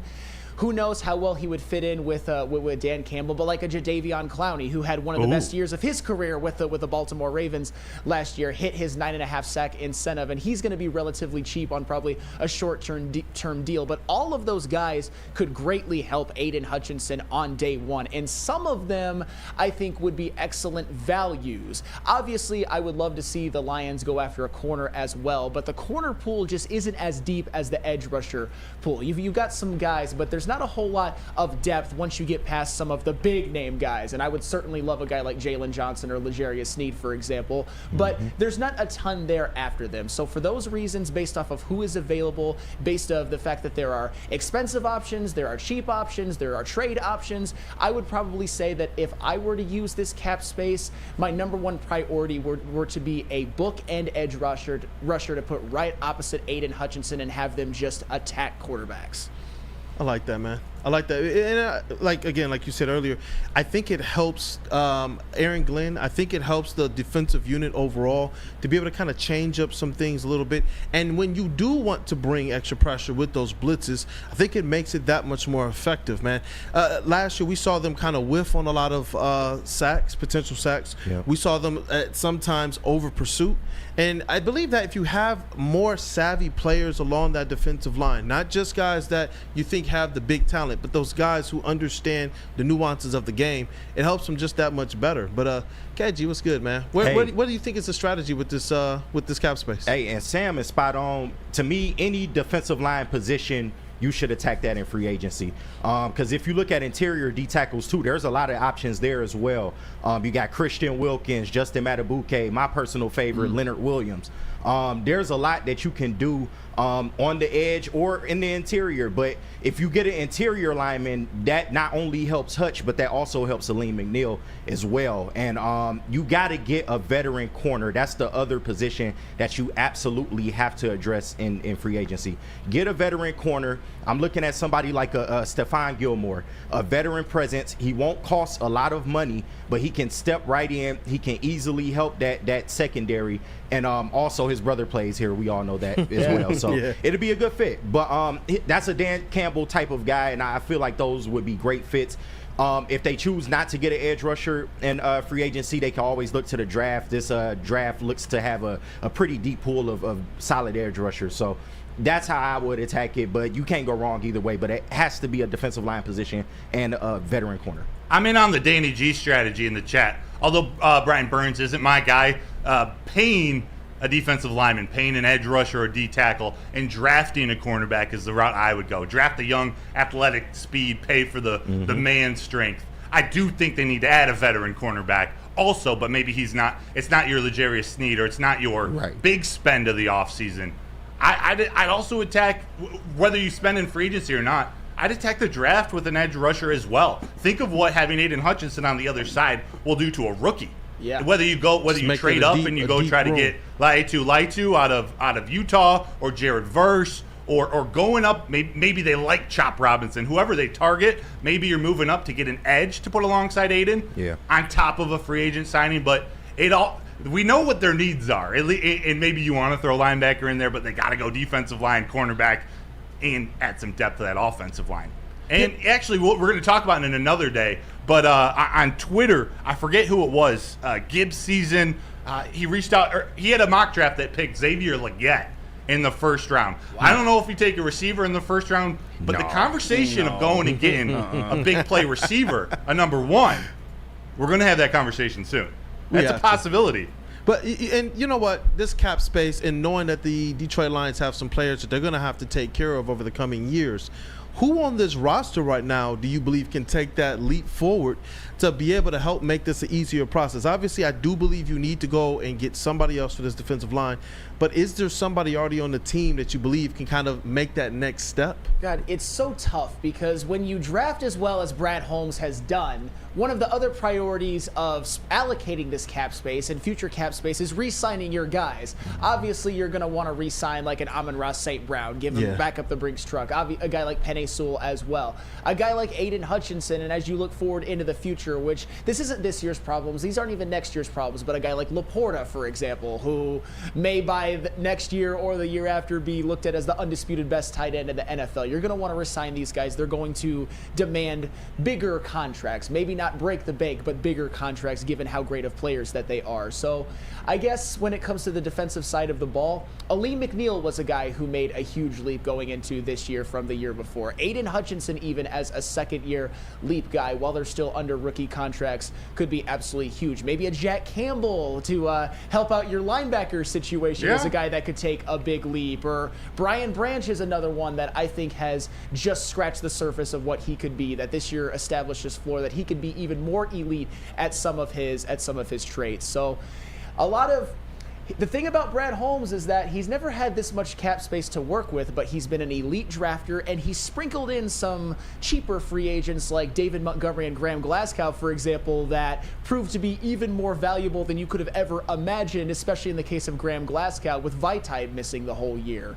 So there's many, many ways in which this team is going to be improved. We've never really seen Brad Holmes make a big-time free agent signing, at least to this caliber, so we shall see what he wants to do with this money. It may not be what we want, but Brad Holmes has earned that carte blanche to be trusted by all. Flannel Kool-Aid, what would be your thoughts? And I'm getting a striking suspicion this might happen. If not for a long-term contract, but they use Jalen Reeves-Maybin. They start using him more on defenses, maybe their coverage linebacker. We see another step up from Josh Paschal. Maybe we see some Broderick Martin. I know your former co-host, Jeff, he was a big Paschal guy. I love Josh Paschal, too. We just haven't seen the consistency. But I feel like in that group, you would have to bring Jalen Reeves-Maybin back. But in that group, there's potential. Yes. Yeah, that's what's been on my mind is how much of a developmental step forward can the players that's already on this roster make? I believe that when Brad Holmes spoke at his press conference, he talked and I think he kind of tempered what to expect for free agency. I know that a lot of us are going to have our eyes set on that kind of star name that can bring a punch.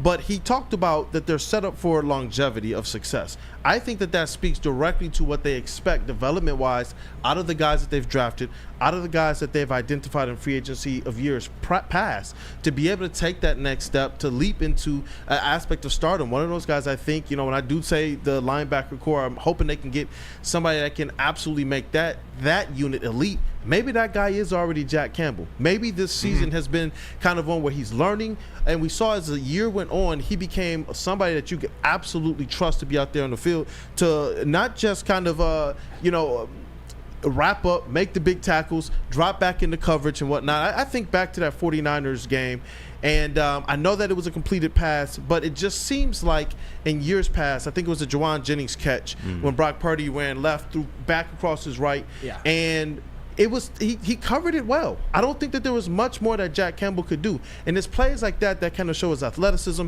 his smarts, because I saw him kind of take one step towards the quarterback and then realize really quick, let me get back here. You know, I'm hoping that they have the faith and that they have the keys kind of in place to make sure that the guys on this roster, a lot of the guys that you mentioned, Broder, can absolutely take a step forward and make it an easier process for Brad Holmes, because then you're talking about building up the depth on the defensive end with whatever else he decides to do. Oh, and I'm sure, and I know we'll get more into Jack Campbell on another day this week, but just a little bit of a preview here. One thing that Jack Campbell pretty much did consistently well all year long, and I don't think it's a coincidence that the Lions defense did this consistently good all year long, was he was a pretty damn good run defender all year long. He had some struggles in coverage. He had some struggles with, I would say, just knowing what was going on out there, because as a young linebacker, that's a lot of responsibility to undertake. But pretty much the whole year, Jack Campbell was a consistently good run defender, and it certainly helped the Lions defense. So if he can clean some more things up going into next year, maybe he is that potential Pro Bowl linebacker down the road. And if he can ever develop into that, man, that draft class. Yes. Damn. Nah, but just absolutely. And I agree with your point on the linebacker. I think if they do add a linebacker, it doesn't have to necessarily be a Pro Bowl caliber linebacker, but if they can just add somebody solid to this room, I feel like that'll definitely complete the defense, or at least in terms of linebacker. I'm looking for a coverage linebacker, just point blank period. We have enough good run defending linebackers to sustain, but if you can add one more coverage linebacker, I feel like this room will be complete, just like that safety room that was pretty deep this year. It's awesome to see that Brad Holmes is going to have all of this cap space, and realistically, with the way that he's been able to identify talent, it's not something where he absolutely has to go out there and try and make a splash for a player that can try and take this team to the next level. They're already, for all intents and purposes, at the next level. Yes. And I love the way that they were able to go and say, you know what, let's take this offense and let's make sure, like we talked with the linebacker core, just making it kind of, this room is complete. And they were able to do that in large parts with the offense. Now he's able to turn his attention towards the defense. And then this is after they were 20 minutes from a Super Bowl. I thought that the defense was going to actually keep them from even being able to get into the NFC Championship game, but they found a way to kind of coach up beyond the personnel that they do have or that they don't have, and find themselves in a pretty favorable position going into this free agency. Oh, yeah. And before we go to break, Denver Blair, because it's going to be brought up till the end of time, Flannel owes Monty an apology. Yes, for the 1,000,000th time. I was wrong. David Montgomery was a big-time upgrade over Jamal Williams. I always said he was going to be an upgrade, but I thought people were overhyping him a bit coming into the year, but boy, was I wrong. David Montgomery had the best season of his career by a mile, and that's what going behind the best offensive line in the league will help do for you when you've been in the Bears purgatory for all those years. Yes, sir. Just pointing it out there. And you know what? You guys say, look, that call-in number again, 313-552-6322, and definitely hit the like button for the chat, man. Hit the like button for Brad Holmes as well. He like button for Stevie Eiserman. Yeah, for Steve Eiserman. Because you know what's up next? We got to talk about the playoff chase for these Detroit Red Wings. I'm excited about it, man. Growing up, Detroit Red Wings was a big part of my whole sports everything, bro. I was probably the only black kid in my neighborhood who had the, the goal post. Had the goal post. Yeah. I had the hockey pads. I had the rollerblades. I had the NHL hockey stick, man. I had the tape around. I had it all, man. And I was going out there, and we were playing like neighborhood leagues all summer. Awesome. It was because of what those Detroit Red Wings inspired, not just as great players on the ice, but a great team overall, the whole entire culture, man. And being able to see Steve Eiserman, being able to see Nick Lidstrom, being able to see Darren McCarty, being able to see these guys go out there and hold that Stanley Cup over their head, it was inspiring for Detroit. I told the story before, and I'm going to tell you guys again after the break about the Detroit Red Wings and the impact, man. My first time going to Joe Louis Arena as a kid with my mom, it was epic scenery, man, and I'm hoping that the Detroit Red Wings can inspire more of that as they move ahead. But first, we got to hear from Big Boy. Oh, yeah. Wintertime in Detroit is always better with comfort foods from Big Boy. Try the Veal Parmigiano or the new Southern Comfort Chicken Bowl. How about breakfast? The stuffed potato pancakes are back, the classic lumberjack or Santa Fe Garde. Also, new apple pie hotcakes that are too good to miss. I'm hungry again, y'all. Top it all off with the new gingerbread shake for dessert. Stop by your local Big Boy today. Savor the heart of home at Big Boy with our all-new down-home comfort dishes. Feast on home-style goodness with our Southern Comfort Chicken Bowl, Veal Parmigiana, and apple pie hotcakes. The down-home delight doesn't stop there. Potato pancakes are back. Dive into the richness of our perfectly crafted potatoes with our classic potato pancakes and our stuffed potato pancakes. Top off your meal with our new gingerbread shake, a seamless blend of creamy vanilla and sweet gingerbread flavors. Nothing beats the comforting taste of down-home cooking. Enjoy every bite, only at Big Boy. We don't like to brag that we are the toughest sports network in Detroit, but we do have a guy named Darren McCarty on our side. Woodward Sports. Stop searching for a vehicle and start finding one. Les Stanford Chevrolet Cadillac makes it easy. We harness the power of multiple dealerships and own the biggest selection of GM brands in the area to get you the car you need. With the Les Stanford Group, you'll have access to 4 different dealerships, providing you with more makes, more models, and more choices. We're connected to more than 1,000 vehicles, and with so many high-quality CPO vehicles available, you'll find new car quality at pre-owned prices. You can start and end your search at lesstanford.com today. Feldman Chevrolet is Detroit's #1 Chevy dealer with 18 locations. There's a Feldman dealership in your backyard. Since 1996, Feldman Automotive has been driven to provide a fast, convenient, and first-class car buying experience called the Feldman Advantage. You can catch Woodward Sports Network live from Feldman Chevrolet of Novi every other Monday. Visit feldmanauto.com to find the nearest location to you. What up, though, Detroit? Welcome back. It's Wake Up Woodward, where all of our sports teams play, man. And, you know, before we get into this Detroit Red Wings topic, I know, Flannel, you have some things to say. My first experience with the Detroit Red Wings, you know, beyond just TV, like my first time going to Joe Louis Arena, I believe I was in first grade. I was 6 or 7 years old. My mom worked for one of the sponsors, for HAP. And she got tickets. She used to take clients there and whatnot. And I remember the first time I went, I didn't. She told me to dress warm. I was like, what? I was thinking of it like basketball games, man. You can go there in your jersey and whatnot. She told me dress warm. I didn't listen to her. We went to the arena, right? And on our way in, at the old Joe Louis Arena, it was so crazy to just see the sea of red and white the closer we got. People coming from all over, bro, from the people mover down, from the cars, from the parking lots, red and white everywhere, going up the big steps, man. It's a memory that has stuck with me my entire life. Yeah. And one of the most exhilarating things in sports, man, that I've experienced live is when the Detroit Red Wings scored and that horn goes off in the arena and just everybody's going crazy. Yo, I don't know how you really replicate that, man, that feeling. It locked me in. It hooked me. And for a solid, 3 championships, man, I was locked in, man. And it was one of the most epic feelings of my life. And now we have a chance with this Detroit Red Wings team with a much different core led by the captain. Hey, Derek Jeter. Hey, wait, whoa. Steve Yzerman. I don't give a fuck. I know. Stevie Y is the captain. Stevie Y is the captain. I don't care, man. New York, he should have went to Michigan and stayed home. That's his own fault. Steve Yzerman. Steve Yzerman is my captain. That's my captain. Oh, captain, my captain. And now he's leading this Detroit Red Wings team forward, man. Yes. Playoff chase. You know what? You're talking about that horn that you've been hearing it a lot at LCA this year, and you're going to be hearing it more at LCA this year. And you know where else you're going to be hearing it? At LCA during the playoffs, because that's where the Red Wings would currently be if the season ended today.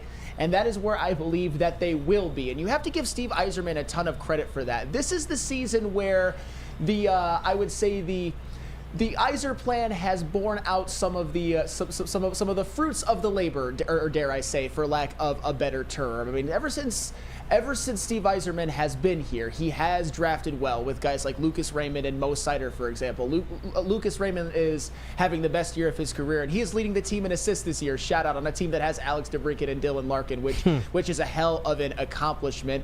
But also this season, You've got a guy like Dylan Larkin who's having the best season of his life and being a true 1C. I don't know if that's what he's going to be when they're going to ready to win cups, but at the same time, Dylan Larkin can be a playoff number 1C any day of the week, at least on this team. And the Detroit Red Wings, what really has been impressive about how this season has gone is that going back to New Year's Eve, the Red Wings looked pretty dead in the water, and there was a tough stretch of games coming up that the Red Wings were either going to make their season or they were going to tank and then pretty much go into obscurity to end the year. But ever since then, do you know what the Detroit Red Wings record has been in their last 14 games? What? 10-2-2. They have completely turned their season around. They have completely put themselves in prime position to get a playoff berth. And one of the reasons why, and one of the things that's been so impressive with what Steve Yzerman has done, both in the previous offseason and then in the middle of this season, is he has completely revamped their offense with a bunch of great signings, like Alex DeBrincat, all-star, a guy who's had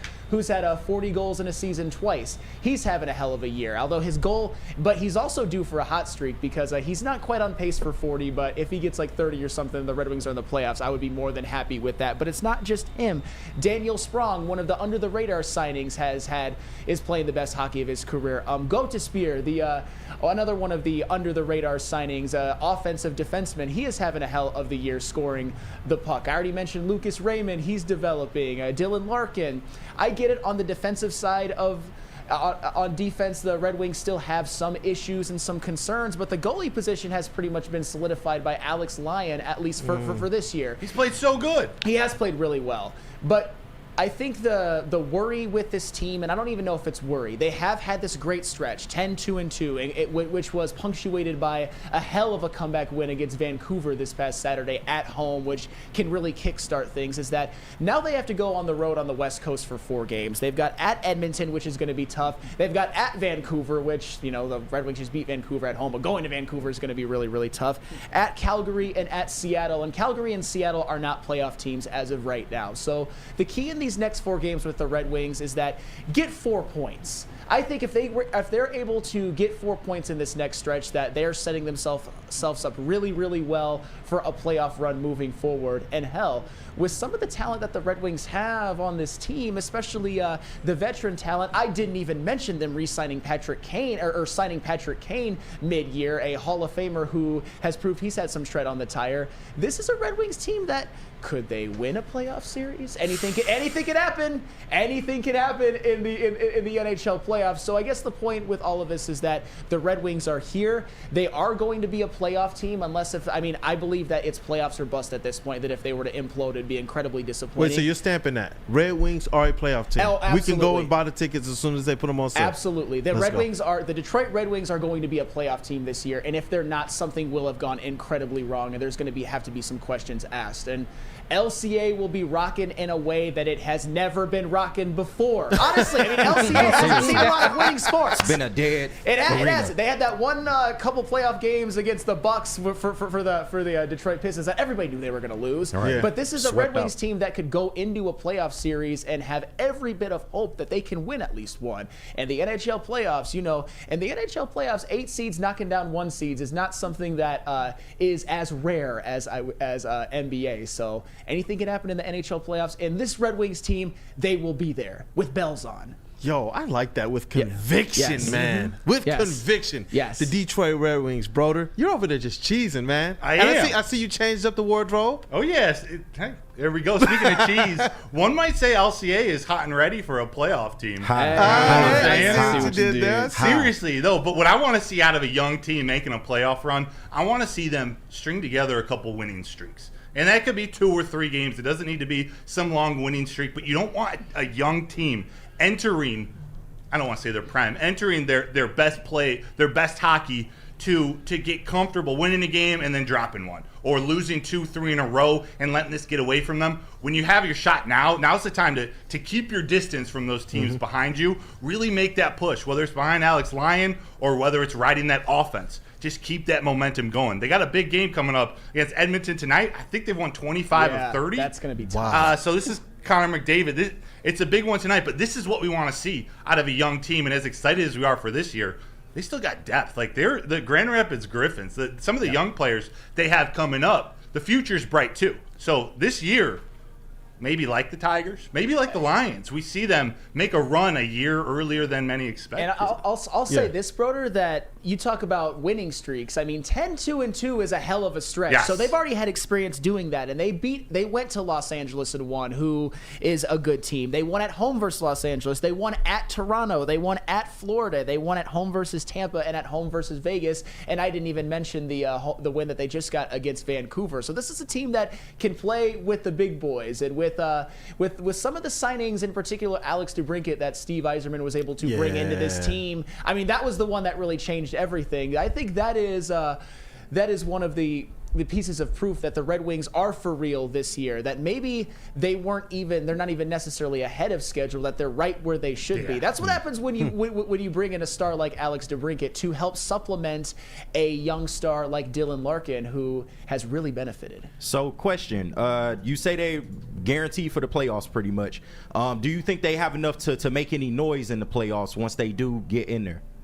I worry about the Red Wings defensively. That's all, because they can score with anybody. They're top 5 of the NHL in goals per game, and a lot of that has helped with Alex DeBrincat and a Patrick Kane, and of course Dylan Larkin and Lucas Raymond continuing to be very, very good. But defensively, there has been some struggles. It's not really that much better than it was last year. I think it all depends on if a guy like Alex Lyon can be that hot goalie, because that is something that can really carry a team deep into a playoff run. But I wouldn't be shocked at all if the Red Wings won a series. Is something just came to my mind, and maybe this conversation isn't for today, but the signing, the addition of Alex DeBrincat in the offseason, what it's done for Dylan Larkin, who I think's having his best season of his career, leading this team. That's what we want to see when looking for an edge on the opposite side of Aiden Hutchinson. Just another player to come in and elevate where they're weak. Not to get into the Lions again, but that's what DeBrincat's brought to this team. And when you think about him, Dylan Larkin, Patrick Kane leading your offense in the playoffs, like you said, it's going to come down to the defense. But with a three-man team like that, you never know, man. We're not even talking about Mo Sider and Lucas Raymond. Gostisfear Sprong. I know where you're going with this, Cool. You already saw it. Just a fan, right? You said that they need help on the defense. Just a fan said, we got to ask Sam, do they need a D-Mac? Well, those in the shout out Darren McCarty, the GOAT. You know this, just a fan, because I know you're smart, that in the salary cap era, it's hard to carry a grind line at this point. And for the record, let me put this on record, I never said that D-Mac didn't contribute to those teams. And I will, to those 97-98 teams. And I will leave it at that. Leave it at that, Kool-Aid. Moving on. Yeah. Hey, look, we got to take a break real quick, but next segment, we're definitely going to talk about the Detroit Pistons. And after that segment, we have the most electrifying segment in sports entertainment, What's Trending with JB Smooth. But first, we got to hear from Guardian Alarm. Guardian Alarm. Hey, defense, right? That is what, hey, if the Detroit Red Wings had Guardian Alarm, look out Stanley Cup. And it's a new year. Let Guardian Alarm offer you customized solutions from real experts. Our professional technicians take the time to recommend security and automation solutions specific to your needs. 24/7 professional monitoring. Call us anytime, day or night, and know that a Guardian team member will stay on the phone as long as needed. Technology backed by people. Your safety and security deserves technology that's been proven to work and people have been proven to care. Call 1-800-STAY-OUT. That's 1-800-STAY-OUT. Guardian Alarm, your local security experts. At work and at home, we're there with smarter security solutions. Featuring complete automation with customized alerts and more. For over 90 years, we've been the company that's been counted on to protect what matters most, all with personalized service and care. Right now, for a limited time, receive a free video device plus free installation with a new home system. Guardian Alarm. We protect Michigan. We are the network for Detroit by Detroiters. Welcome to the Woodward Sports Network.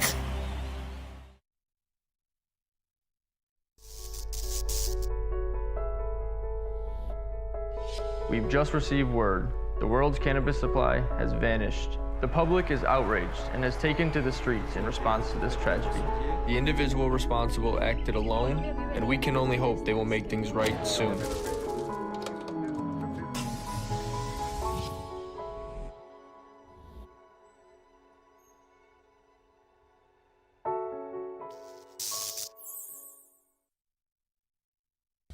game is won in the trenches, and our big fellas don't mess around. The Woodward Heavyweights on Woodward Sports.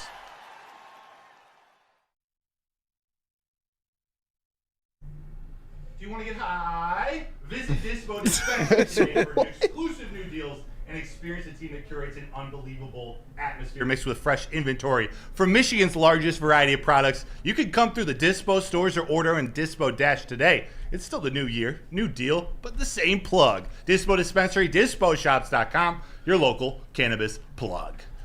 What up, though, Detroit? Welcome back. It's Wake Up Woodward. Man, and you know what? It's been a really good show. It's been packed.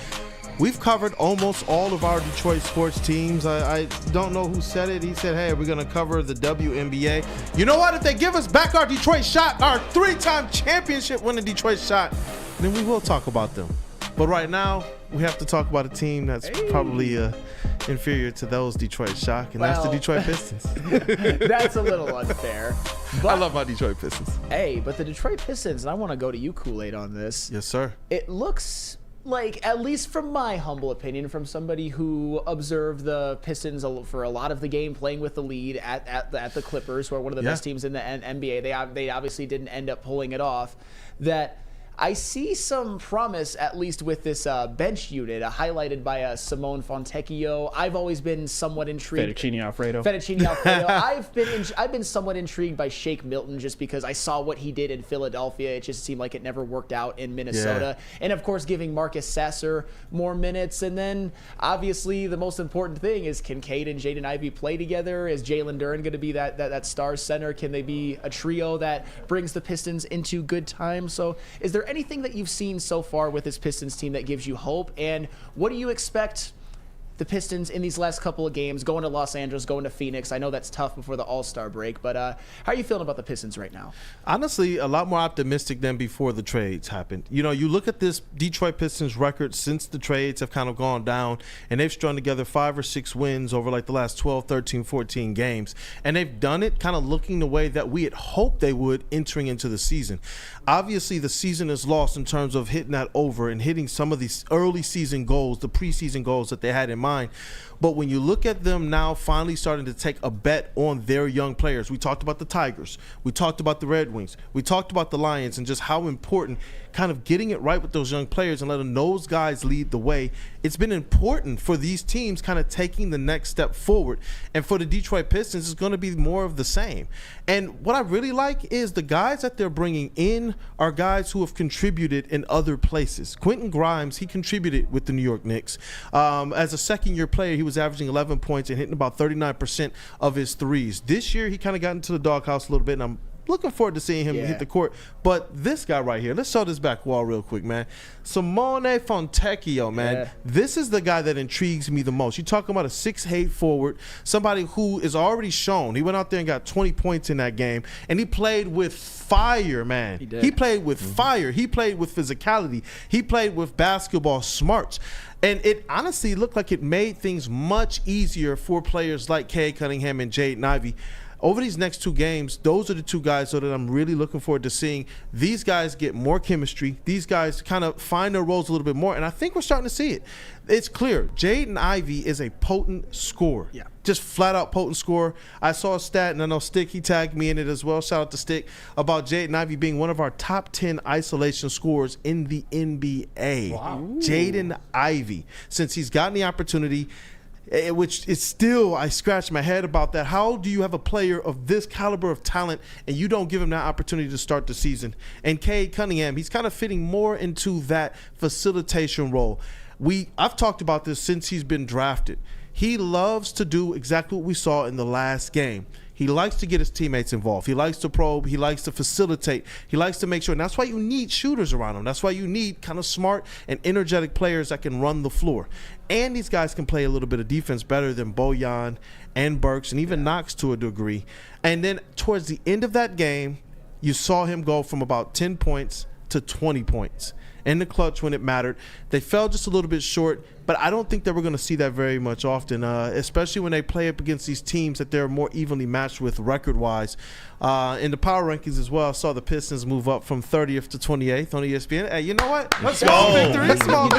Small wins, baby. We take it. We may scoff at that, and I think it speaks to the Pistons overall and what the last 5 years had looked at, that we're celebrating that. But at the same time, this Pistons team, remember when they were on that losing streak? There was some, I didn't even know if they were going to win 8 games the whole year, but they're at 8 right now, and there's definitely a lot of intrigue. I mean, think about this. I don't think this is something that we thought we were going to see. In the game at Portland, Jalen Duren had a 20-20 game, 27 and 22, and Jaden Ivey shot 7 of 7 from 3 in the same game. That's and a win. And Cade Cunningham played in that game as well, and played pretty well. And I really like what he can be as a facilitator with this with this trio. And you mentioned something that I thought was interesting, and I touched on it at the beginning. If you would have told me not this season, but the year before, that the Pistons would have acquired Quentin Grimes and Shake Milton, I'd be like, yeah, baby, let's go. Let's go. But unfortunately, both of those players, whether it's Quentin Grimes on the Knicks or Shake Milton never really fitting into the rotation in Minnesota, have both had down years. I mean, do you think we're going to see that it reflects on who they are as players, or just that maybe they weren't in advantageous situations? I don't think that they were in advantageous situations. And when you hear them speak, from Evan Fournier to Quentin Grimes, these guys are happier now. To hear Evan Fournier say, I'm just glad to be out of New York. To hear Quentin Grimes, he was talking to media yesterday saying, I'm so excited. You have to understand, this team is much younger. It fits him a little bit better. Tibbs, more, as we talk about Monty being a veteran coach that wants a veteran team, that guy, Tibbs, he completely had a lot of these young guys in the doghouse this season, and it really affected him. And now you have Quentin Grimes coming to a team that's really in his draft class, that's really around his age group. And, of course, he was the backcourt mate with Marcus Sasser on that Houston squad, man. He's happy. He's ecstatic to be here. That, to me, is what you need for these young guys. They have to wake up every day and have some type of optimism and know that when they go out there to play, it's with a team that is ultimately looking out for them as well, man. And that, hey, you know what? I'm optimistic about what this core can do now moving forward. It's about those guys. I always thought it should have been about those guys. Obviously, you want to get the right set of veterans around them, but I don't think it should be guys that go and take the ball out of Jaden Ivey's hands, out of Cade Cunningham's hands, out of Jalen Duren's hands. I don't want to see that at all. And honestly, I love Isaiah Stewart. I'm hoping in the future he can be somebody that backs up Jalen Duren, but the offense has flowed since he's kind of been injured. It's flowed really, really nice. I'm hoping that when he does come back to that starting lineup, that is something that he fits more into. And honestly, that this offense can continue to take the steps forward that we've seen him do. That's a big question mark, Isaiah Stewart. Whether he fits on this team, whether he's somebody that can go at some point. Obviously, he's still here. He stuck through the last round of the trade deadline. But I will say this, and I know we have to get to break, but I'm more optimistic at this point in the season about the Pistons than I thought I would be at this point. And don't get me wrong, things aren't perfect, but I'll tell you what, too. I'm just happy that they got rid of Killian Hayes. That's the overlying thing. I'm happy with some of the guys that they've brought in, but getting rid of Killian Hayes, getting rid of that dark cloud, I think will pay off in dividends that maybe you wouldn't even expect. I'll just say that. Yeah, and I hope that he lands on his feet somewhere, whether that's in the NBA, whether that's overseas. Obviously, Shanghai Sharks. We want to see him kind of. It was time to move on. Yeah, it was time to move on. But ultimately, I do hope that Killian Hayes lands in some situation that's more favorable to him. Sometimes a change of scenery, it is what's needed. But let's take a break real quick. I want to get back because I live for what's trending with JB Smooth. I really do. Squad, are we cool going 5 minutes over? Absolutely. Hey, overtime. I'm calling we have no this problem out with live overtime. on air. We have no problem with overtime here. Let's go. Hey, we know the rules, too. Let's rock, man. Let's rock. Let's get a read from Les Stanford, though. Hey, okay. Les? What happens when you run a great business for over 50 years? You expand and offer more products to more people. This is exactly what Les Stanford did by adding Les Stanford Buick GMC, the same great service that customers have come to know and trust. On Woodward Ave, just south of 9 Mile. Check out Les Stanford in Dearborn today at lesstanford.com. Les Stanford Chevrolet. Together, let's drive. Come to Lady Jane's for an award-winning haircut experience and register for a once-in-a-lifetime opportunity to win an all-expenses-paid suite for the 2024 NCAA tournament for you and 5 of your best buds. Lady Jane's open 7 days a week. Walk in anytime. It's wicked awesome. Great moments are born from great opportunities. And that's exactly what we have here today. One moment, one shot to seize everything you ever wanted. This is everything we've been working for. Hey, hit records on my demo. Did y'all boys not get the memo? I do not stay at the Intercontinental. Let's go. And anything I got is not a rental. I own that motherfucker. Figured out the shit is simple. My stock been going up like a crescendo. A bunch of handshakes from the fakes. But nigga, I do not wanna be friends though. I tell y'all motherfuckers, man, this shit is not a love song. We are the network for Detroit by Detroiters. Welcome to the Woodward Sports Network. What up, Detroit? Man, let me say that over again. What up, Detroit? These breaks, man, they get us. I can't wait until we have like the break camera so people can see how crazy we act during these breaks, man. It's awesome. Actually, no. You might not want to see that. Yeah, but You don't even know what goes down there. We should record it one day. We should record what happens in breaks one day, just so we can make a blooper reel or something. We should give the people a kind of a behind the scenes look at this thing. But you know what? We will not delay this any longer. I have to tee this up again. The most electrifying segment in sports entertainment. It's what's trending with JB Smooth. Hey, let's rock. What's going on, fellas? Hey, big shout out to T-Foss for bringing in the Poomskis today. Just looking at one of them makes me want to have to go back to the gym again. I'm just saying. But I'm about to show you guys the most Detroit thing you will see today. Happy Fat Tuesday, everybody, and get your big ass down to the Lafayette Coney Island to get you a. Oh yeah. Oh my God. What? That's No. as Detroit as it gets. Is that called the heart attack? Waiting to happen? It might be a heart attack, but yeah, it is a Poomski with a Coney dog. Yeah. I've seen these before. Combined. I don't even know. You got to go to if I the want gym that. 3 times in one day Yeah. after you eat that. Yeah. That's at American or Lafayette? Lafayette. American, I believe. Oh. Wow. Yeah, it says American. A little diabetes. Ew. I mean, if it's for you, you know, go for it and I'd get you one, but you're probably gonna be paying for it a little bit later. But anyway, moving on. Tonight is actually a legendary night. Last week they honored Kobe Bryant at the Crypto.com arena. Tonight, one of the most dominant centers ever to touch the hardwood will be honored, and his jersey will be retired as the first Orlando Magic to retire Shaquille O'Neal's jersey. That's awesome. Wow. That's crazy. I love this. Yeah. JB, people forget about Shaq on the Orlando Magic. Like that's where he was so dominant to start his career out of LSU. We think of him as a Laker and maybe Heat, Celtics, whatever his run was after that. But man, Shaq on the Magic was dominant. That Penny Hardaway, man. Who they have? Byron Scott? Did they have Byron Scott too, or was it? It was another shooter. Well, they had Nick Anderson. Nick Anderson. That's what I'm thinking. Scott Skiles. Oh yeah, Shazam. Shazam. Forrest Grant. That was the guy. Yep. Yeah, old Horace Grant. Yeah. You talking about that Shaq was in such great shape. He was a physical specimen. I mean, he was throughout his entire career. But what he was with the Orlando Magic, it was just something completely different. He always played with that mean streak and that nasty streak. But some of the highlights that he had in that Orlando Magic jersey are just classic to me, man. Yeah, he's one that he's gonna get retired with the Magic, and if he hasn't already, should certainly get it retired with the Los Angeles Lakers as well. One of the all-time greats. It's a shame that those Magic teams were never able to win a title, and Penny Hardaway was plagued with chronic knee problems, and Shaq left for greener pastures in LA. But those are some of the most exciting highlights you'll ever see. Shaquille O'Neal, Orlando Magic, breaking the rim. Yeah. Yes. Shattering the backboard and everything. How have the Magic not retired anybody? They've had T-Mac. They've had a lot of good players come through there. They could have retired Hedo Turkoglu for this. I mean,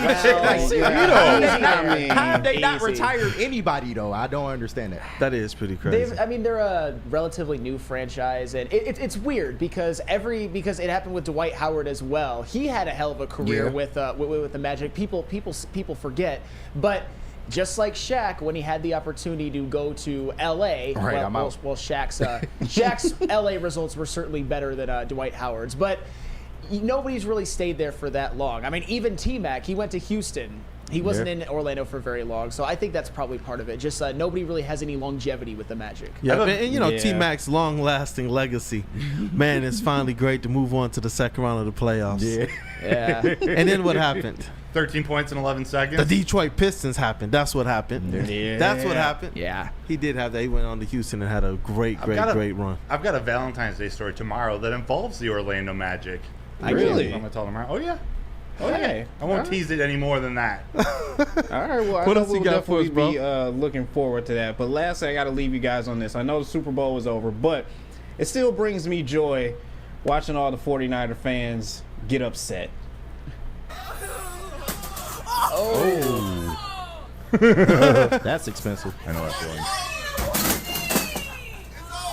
Not the TV, cuz. Curb stomping. Curd donut. You can't forget about this one. This one's brutal.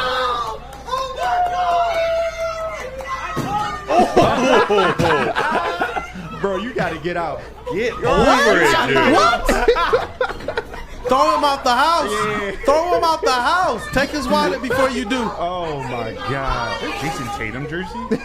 You can't do that at black folks' I house. believe she's wearing the Jason Tatum jersey, but man, it still just brings me joy watching all the 49er fans just get upset. But that's it for what's trending. Back to you guys. That was electrifying today, man. As it always is. What in the world? Well, if you're our age and you're a 49ers fan, you don't remember the 80s. You don't remember the even Steve Young era. You know what you know is a lot of playoff heartbreak. So I think some of these 49ers fans have just had enough. But I wonder at that second place, it looked like it was a Super Bowl party. I hope it was his own TV that he broke and not the host or something like that. Bro, with the way he got picked up and was about to get thrown out, that would be crazy if you about to get thrown out your own house. Yeah. I just love, That would be wild. Don't jump into my TV, though.